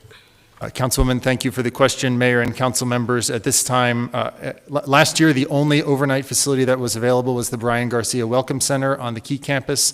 We have not heard of any other locations planned for overnight operations this year, but as was noted earlier, we are early, relatively speaking, in the planning cycle, so we may hear of others. But at this time, we believe that the city will be leading here. So we don't believe that the overnight facility, the overnight respite at the Garcia will be available. Did we? Apologies, Councilwoman. We wanted to clarify, maybe Rachel, you could talk about what's offered at the Brian Garcia Welcome Center, because I wouldn't classify it as a respite center, although it is open 24/7. But Yes, Mayor, members of the council, the Brian Garcia Welcome Center, we do fund to make sure that that space is open. People can come in and get water. They can use the restroom, but it's not necessarily a respite center as our two overnight centers will be. People can't sit and stay for long periods. They can simply come in, cool down, get water, and use the restroom. I'm glad that's a good segue. So my other set of questions relate to slide 22 and 23. I feel like I'm getting a little bit of conflicting information as to what the overnight respite facility is. So I want to talk specifically about the two options, Burton Bar Library and Senior Opportunity West. And it's no secret I am opposed to the Senior Opportunity West Center because this is a senior center we just reopened or had their grand reopening a few months ago, and now we are limiting the availability of their activities at that center to provide for this. I just don't think it's fair to do that to this population, and I don't think it makes sense to have two of the overnight respites less than 2.5 miles apart from each other. When you look at the grand scheme of things, my opinion seems like doesn't seem like a good use. But going back, I want to make sure I understand how the overnight respite center will operate. Because I've heard it's not a shelter, but then it's a little bit more like a shelter. I want to make sure I can explain to the residents as to what they can expect when this opens. Mayor, members of the council, Councilwoman Hodge Washington. So specifically, the Senior Opportunity West site will be open after the senior center closes for the day, an hour after, so 6 p.m. to 6 a.m. So giving us time to clean the facility, get it ready for the senior center to open the next day with zero interruption to their services there. It is not a shelter in that there will be no beds. There will be no changes to the site at all. People will be able to come in when the facility is open, get water, sit down, and have uninterrupted rest. But that uninterrupted rest is not in, say, a cot, or the whole point of the center is to navigate people to the services that they might need. So if they are experiencing homelessness and utilizing that site, the CBI navigators would be able to navigate them to an appropriate shelter site if that's something that they needed, or if they needed assistance in landlord-tenant, they'd be able to navigate them the next day to the Neighborhood Services Department to talk about issues they were having with their landlord. But it is, to be clear, we're providing a CBI at the sites to be able to navigate for people experiencing homelessness, but they are not shelter sites. So, I'm sorry, were you going to add something? Sorry, Mayor and members of council. And then the significant difference with Burton Bar is that will operate 24/7 hours a day in a site that's designated an underutilized portion of the library right now, and CBI will be there 24 hours a day with those navigators and security at that site. So in the morning, when it's time to turn over, what happens to these individuals that have been using the facility as part of the overnight respite? Mayor, members of council, so the plan is CBI would hopefully have navigated individuals to other services during the night. If they are still there, they'd be provided with transportation to other locations if necessary. And then in that community by the Senior Opportunity Center, the Harmon Library is also a daytime respite as well. Oh, we're going to get to Harmon too, because I was going to talk about that. So after 10 p.m., what happens? Where are those individuals expected to go at 10:01 p.m. when they finish at Harmon?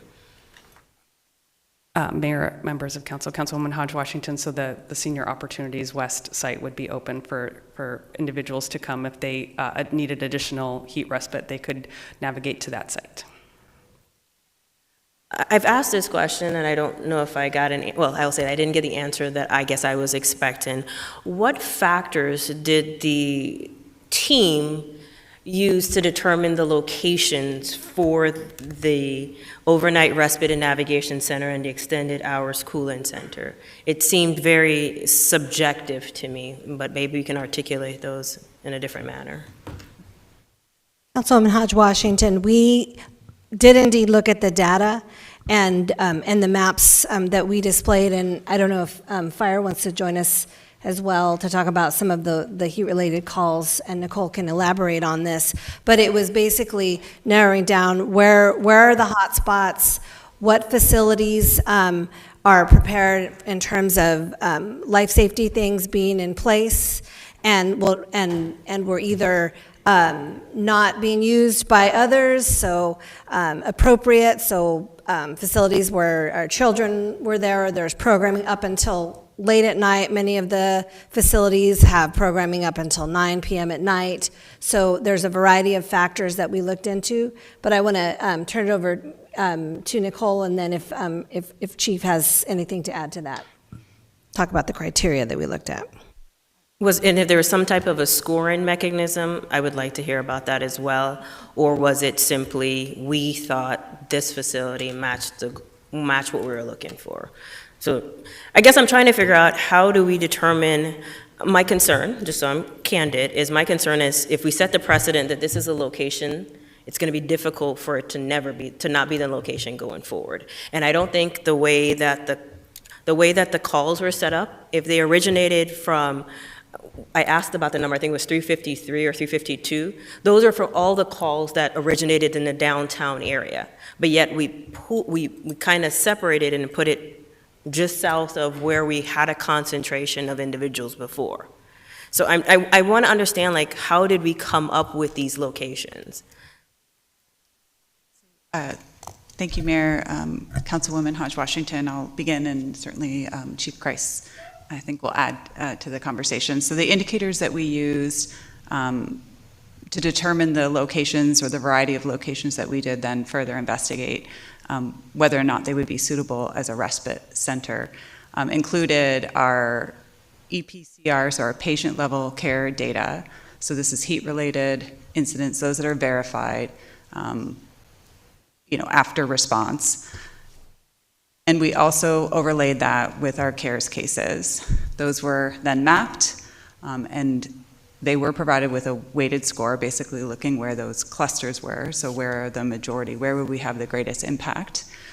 We also looked at half a mile radius around all city facilities, recognizing that when people do go to cooling centers, in particular those that we're targeting that have suffered disproportionate impacts, usually do walk to those cooling centers, so we wanted to make sure that we did look at a half a mile or a mile radius, which is actually a similar strategy to the strategy that Maricopa County is taking as well, looking at similar indicators.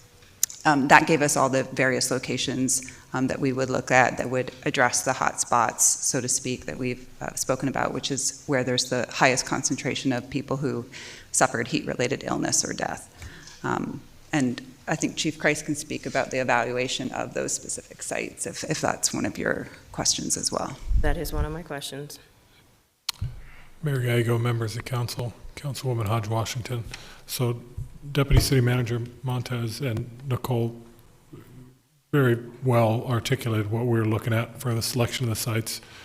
Our biggest priority was to select sites that are going to save lives. And the manner for which we would determine that was we looked at where the most 911 calls were happening. We looked at CARES cases. We looked at where the city facilities were. We looked at what city facilities were big enough for the mission, had life safety systems in them, were ADA compliant so people could get them, and that's how we selected those sites. Trying to find the right way to ask this, not necessarily a nice way, but the right way to ask this.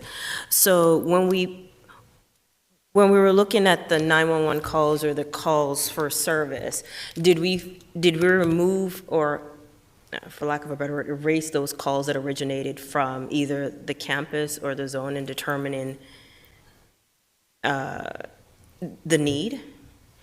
And the other question I had is there something that provides the actual scoring of all the facilities that were considered? Because I didn't receive that information. Mayor Gallego, members of council, Councilwoman Hodge Washington, think about this for a second. As far as the scoring was concerned, the sites, like when we showed that heat map, it was really, really clear to us which sites made the greatest impact. And we could certainly sit down if you'd like and go through, why this other site just immediately down the street wouldn't work as well. The half-mile radius was really important, so it would be relevant for folks to be able to actually get into it. And then as far as the 911 call locations, that the calls that we looked on the map were where the calls were specifically, and there was no anything other than that. So my question is, so what I'm hearing is, doesn't seem like we did not account for the change in circumstances, meaning the area outside the Human Services Campus, the zone, that may have been a huge factor in some of the calls that we saw last year. And what I'm saying is, because we have taken steps to remediate that situation, did we factor that in our decision as to the locations that we needed in 2024, because we took care of that in 2023? So, thank you for the additional question, Mayor, Councilwoman Hodge Washington.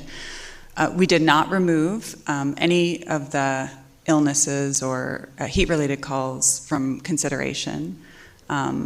What we did do is use additional indicators from November until today to look at if there has been a change in pattern. The best data that we have is our substance-related overdose calls. And so and also recognizing that most of our heat-related deaths are also substance-related. We do not see a change in the pattern of those calls between the time that the area around the Human Service Campus has been modified to today. And so we think that's a very good indicator that we are still focused in the right areas. I would say if we look at other health-related illnesses, it's not just substance use, but chronic conditions that also put people at greatest risk. And those have a similar pattern as far as the areas within our community that have the highest burden. I will just ask to see a copy of the list of all of the facilities that were considered and how they scored, and just the calculation. I won't belabor it back and forth any further. I would definitely ask to see that. The other thing I would ask us to be cognizant of is this senior center. If we're going to be just trafficking or shuttling individuals from Harmon or Chola to other places, to the senior center as well as Burton Bar Library, we need to ensure that we take steps so that it does not become, I don't want to use a word, but I'm going to use the word, a nuisance to the community in which it falls. That is my concern, that one, the seniors are very, very excited about the reopening of this facility. They were looking forward to being able to move forward in programming in their area. And yes, I acknowledge that they didn't have programming at a later hour yet, but they were working towards that. And now that is being taken away from them. And I get it, we all have to share in making sure that all residents are safe. But again, I feel like this is a part of the concentration of these types of resources in D7 and D8. And the same way that when the extended hour cooling center closes in other parts of our city, we will transport them to other places. We have the ability to transport people throughout our city, and I do not want us to continue to consolidate these services in the poorer parts of our city. I mean, that's what it's coming down to, and we need to be more fair and equitable when it comes to the availability of these resources. So, thank you. Thank you. Councilwoman Pastor. Thank you. And I'm going to go by slide, so if you can help me. 9, it says now in effect to 9 a.m. So now we're starting at 9 a.m. when I'm just trying to see if I'm reading this right. when the NWS excessive heat warning days start? It starts at 9 now? Yes? Councilwoman, thank you for the question. Yes, the gate would close to these facilities at 9 a.m. now instead of 11 a.m. It says policy now in effect year-round. What does that mean? Because today is a nice day, but then I guess when they say excessive heat warning, then, I'm just asking because it says year-round. So if it was 110 tomorrow, even though it's Right, February, we would close shut it. it down. That makes sense. Okay. So it just needs to be in effect year-round. That's what I'm understanding. Okay. I'm just looking at the slides. All right. Mayor, members of the council, Councilwoman Pastor, that's correct. So prior to this action, the Parks Board had taken action for the closures to be in place from 11 a.m. to 5 p.m. Because the fire department was finding rescues earlier, it's now 9 to 5 and year-round. And why is it only these trailheads? Madam Mayor, thank you, Mayor, Councilwoman Pastor, these are the most strenuous mountains for the fire department to rescue from that take them longer to conduct rescues here. I'm sure Chief Christ could add to that as well. Mayor, members of council, Councilwoman Pastor, that's correct. Mountain rescues at Piestewa Peak and Camelback Mountain are very, very challenging for firefighters. Okay, I was just thinking also south, that's why. So, I was just thinking in order to add it to the list, but that's okay. We can, I appreciate what they have done, because I've been hearing it for years, so I'm glad we got it to where it is today. 19, slide 19. What I heard on bullet 3 was we're exploring. So are we exploring, or are we going to write language? Mayor, members of the council, Councilwoman Pastor, we have draft language that we will be sharing with the council shortly. We are working with stakeholders. We need to share with them some of the additional requests that have been made to potentially include in that ordinance and get their feedback on those. But yes, we are moving forward through the process of creating a draft ordinance and a process to engage with contractors in this manner. So my recommendation is that you include all council people, so we understand what you're doing, but also understand what stakeholders are sitting at the meeting, because we may want additional stakeholders. And that's just my comment. I think it's very important. I know written plans improved by city departments, but we have a lot of essential workers. And we discovered that really during COVID on how many were out in the heat and under strained conditions. So I would like to see how we are going to manage this and also be able to know what levels are essential workers. I think of park rangers, I think of firefighters, I think of police, I think of traffic signals, people out, I think of all these other pieces that need to be protected, so. Mayor, members of the council, Councilwoman Pastor, if I could just respond to that quickly. We do have plans for each department, and after this meeting, we can share those with the full council so that you can, read each of them in detail if you'd like to. Okay, thank you. Item 22, if I read it, there is only one cooling center open Sunday 1 p.m. to 5 p.m.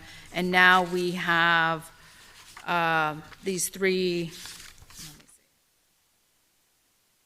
libraries, in addition to having a respite and a navigation center. Am I getting this correct? Councilwoman, Mayor, council members, thank you for the question. Yes, that's correct. Last summer we had one location, there was one city location open on Sundays. This year we would move to having 4. Okay.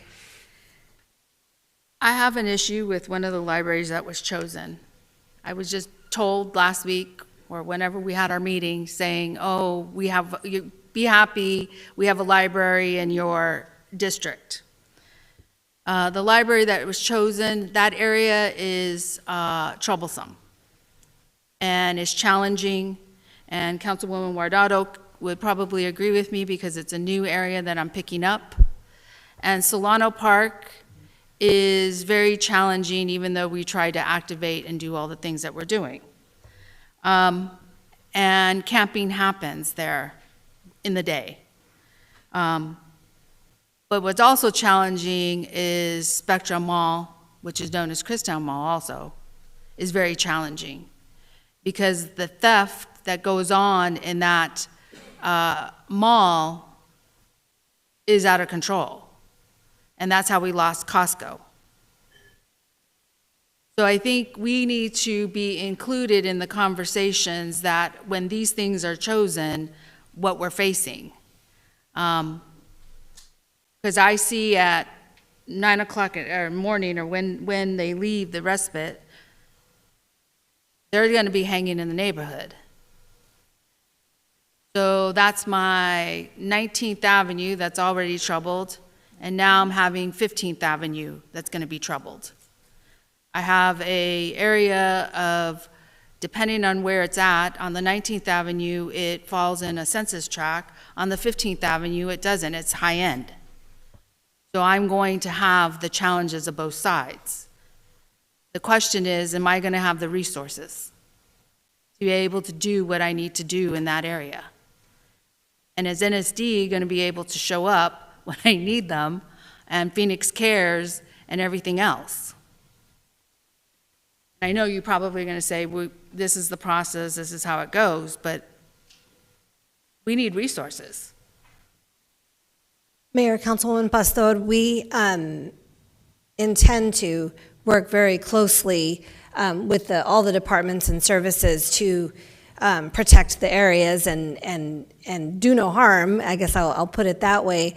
In terms of security, working with PD, we have had a lot of efforts around Solana Park specifically, and very familiar with a lot of the concerns that you expressed. We did.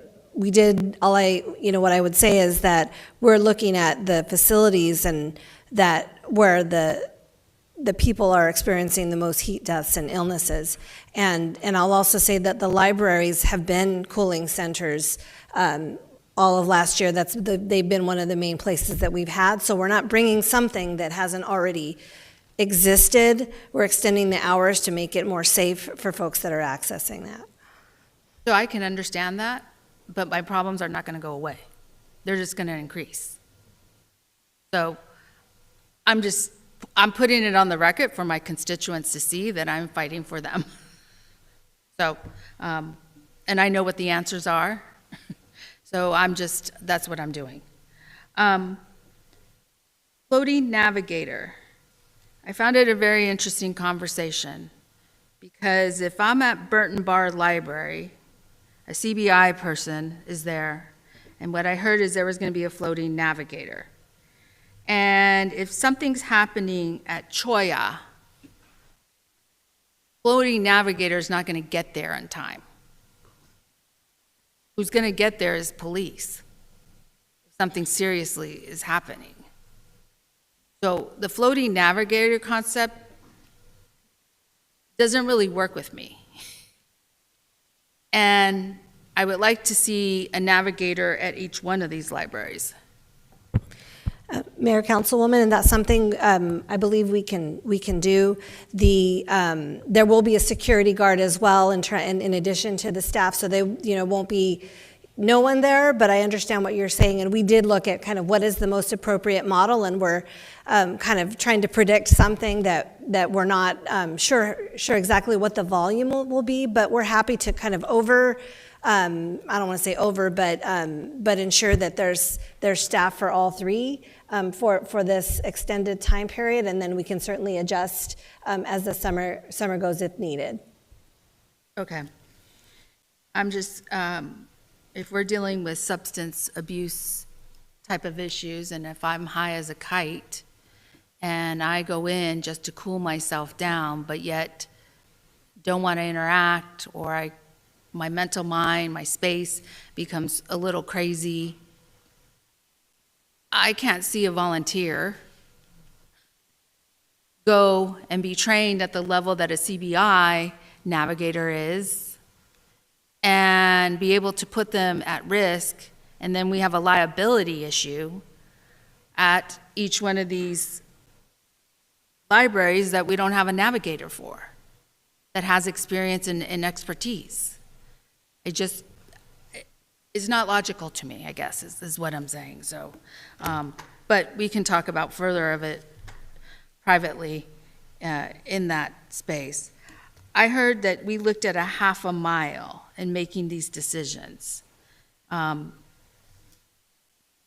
I'm assuming that half a mile in making these decisions are where we have a large concentration. And in having that large concentration, each one of us that sits up here that deals with it doesn't have enough resources to work with that large concentration. So I want to know how much more resources are we going to get in this space to make things happen and make it so that I'm not calling you every 2 seconds to show up when other parts of my district are having the same issues, and I'm pulling resources, in particular for this one, and off everywhere else. So I don't know if we have additional dollars to add to this in order to make this successful. And that's what I'm wondering. I'm also wondering about, and I want to get clear on the liability of volunteers. If something happens to them, and what are we responsible for in the sense of injury? And what could we possibly get sued? That's just one question. You don't have to answer it. I want to talk about overnight staff. And I understand we'll have security, but if it's very similar to the parks where the park rangers are there but have no enforcement, then how do we manage that piece? Mayor, members of the council, Councilwoman Pastor. So the 2 overnight sites will be staffed by CBI and their private security company. So they will have their own private security that if, as we sort of discussed earlier, if they had criminal activity, something that they could not handle, they would call the police department. But just for reference, I know I mentioned earlier, these aren't shelters, but this is the same security company that provides security at the CBI's overnight shelters as well. So the security company is kind of used to this population and has experience working with CBI and other similar sites.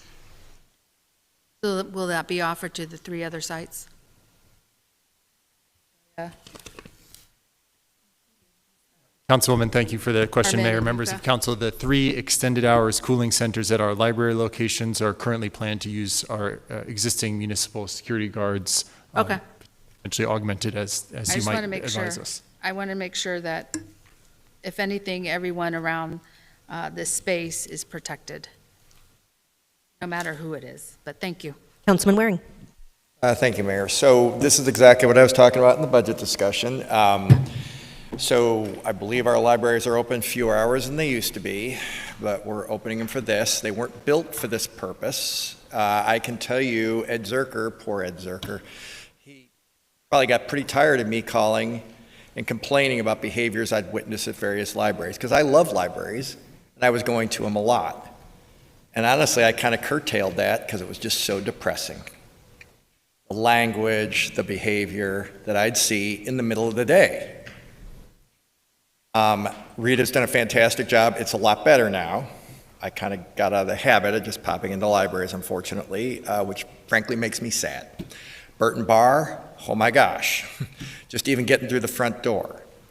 So I've heard, I think, 3 members, and I don't want to characterize their comments, so if I'm overstepping, I apologize. Keisha is rightly concerned, the senior center. Laura's comments very well placed about, hey, you know, if people are walking to these, so if we have people out at 7 in the morning, how far are they going to get before the customers show up? And what are they going to find in the parking lot if people are still milling around? It's the same thing I used to see at Burton Bar. It's not family friendly. We built this stuff more or less for kids. So they can play games in the summer at our facilities and read books. Adults should be able to find their own entertainment. But it really concerns me, we spend millions and millions and millions of dollars on these facilities and staff, and then we curtail it, which was not unnoticed by citizens, and now we're going to add this component. I 100% agree with Laura, particularly when you have a park. right there. Cynthia can come up and tell you, you know how many fatalities, how many dead bodies have been found in our parks since June? 14. You know how many rapes have happened? 8. That doesn't sound very family-friendly to me. That sounds dangerous and probably a place, if it was a restaurant, I wouldn't go there. So I have a lot of concerns about what we're doing here, and I've expressed these to you. None of what I'm saying should be new. Do I really think some hardcore methamphetamine addict's going to walk into the back room of one of our libraries and turn it all around? I don't. That doesn't seem realistic, not in any way. So I really appreciate you guys are trying. But at some point, again, we're crowding out the people who are paying for all this and making our facilities less inviting to do this. Sounds like if there weren't substance abuse, this wouldn't be an issue at all. I don't think you're going to solve that problem with this program. That doesn't seem realistic, not in any way. I'm sure I sound like a jerk or uncaring.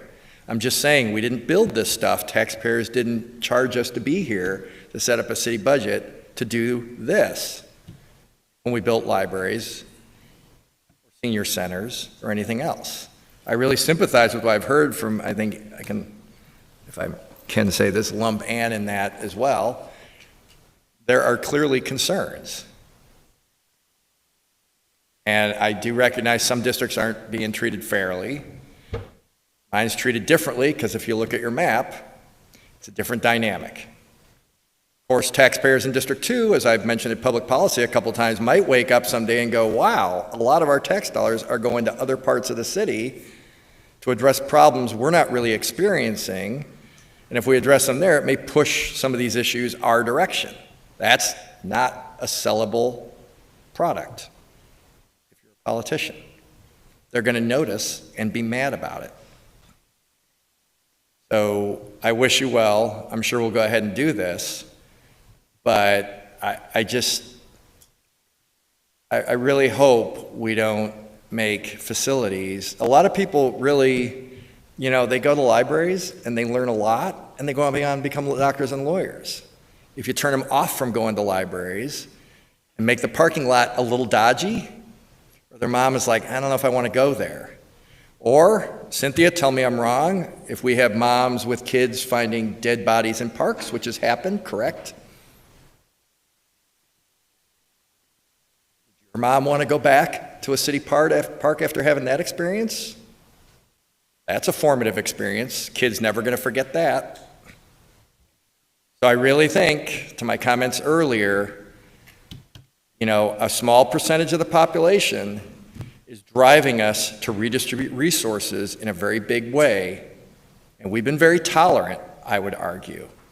And we paid for that with the zone. Now we're spreading it out a little more in more or less the southern and central parts of the city.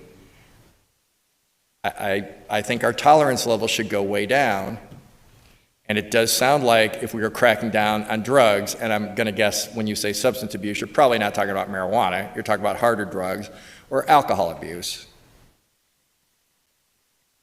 We had more police concentrating resources on trying to deal with that problem, you actually would probably save a lot of lives. That would actually be a project that would probably have an impact on this particular issue.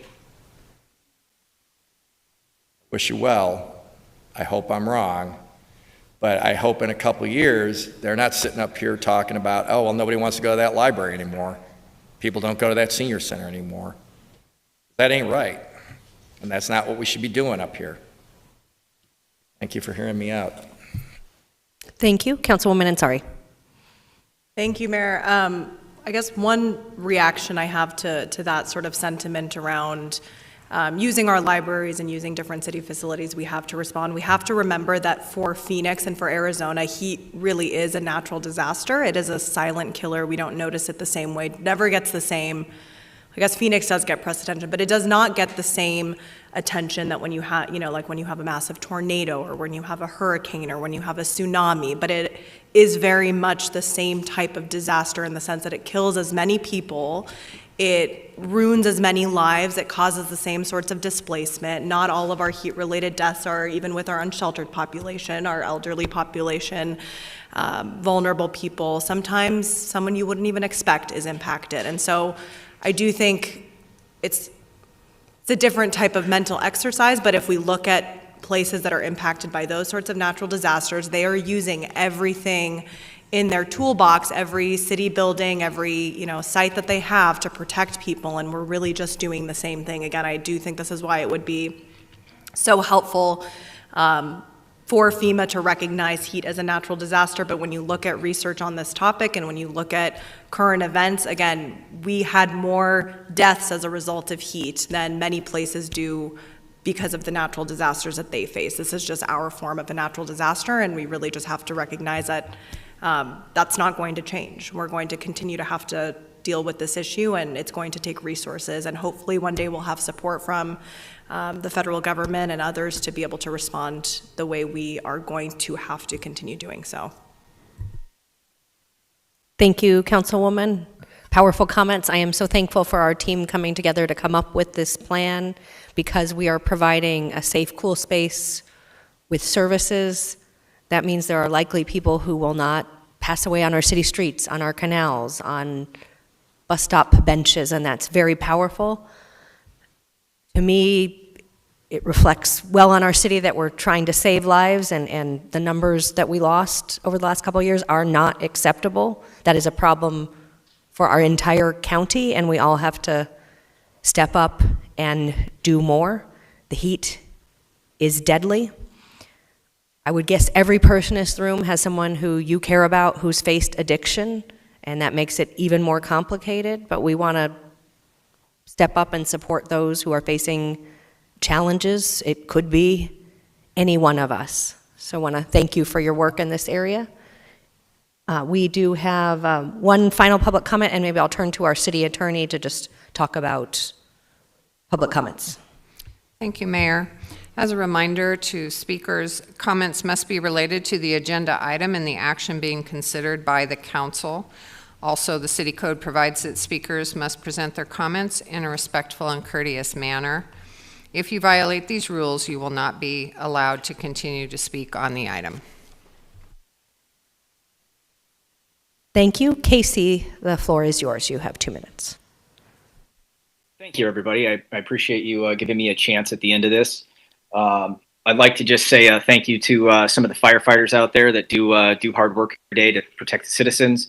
I'd like to thank those that truly are trying to make a difference in the lives of so many that I would believe are, I hate to use the word cheated, but maybe there's more we could do to put our heads together to offer more help to some of those people.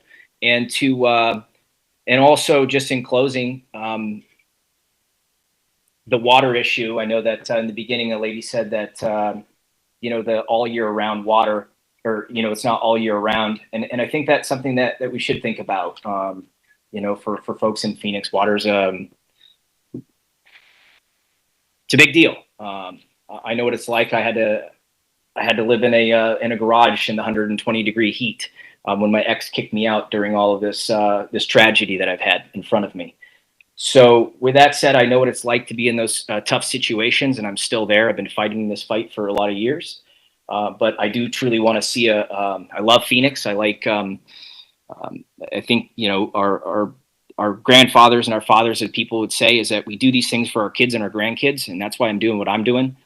I would like to see, I think we're all trying to see the same thing, but nobody can see their way out of it, and everybody's afraid of everybody else. And I think that in closing, that the biggest challenge that I see from an outsider is that no agency can tell another agency what to do. And so it makes for a lot of challenges when you want to put your heads together to achieve things. And so,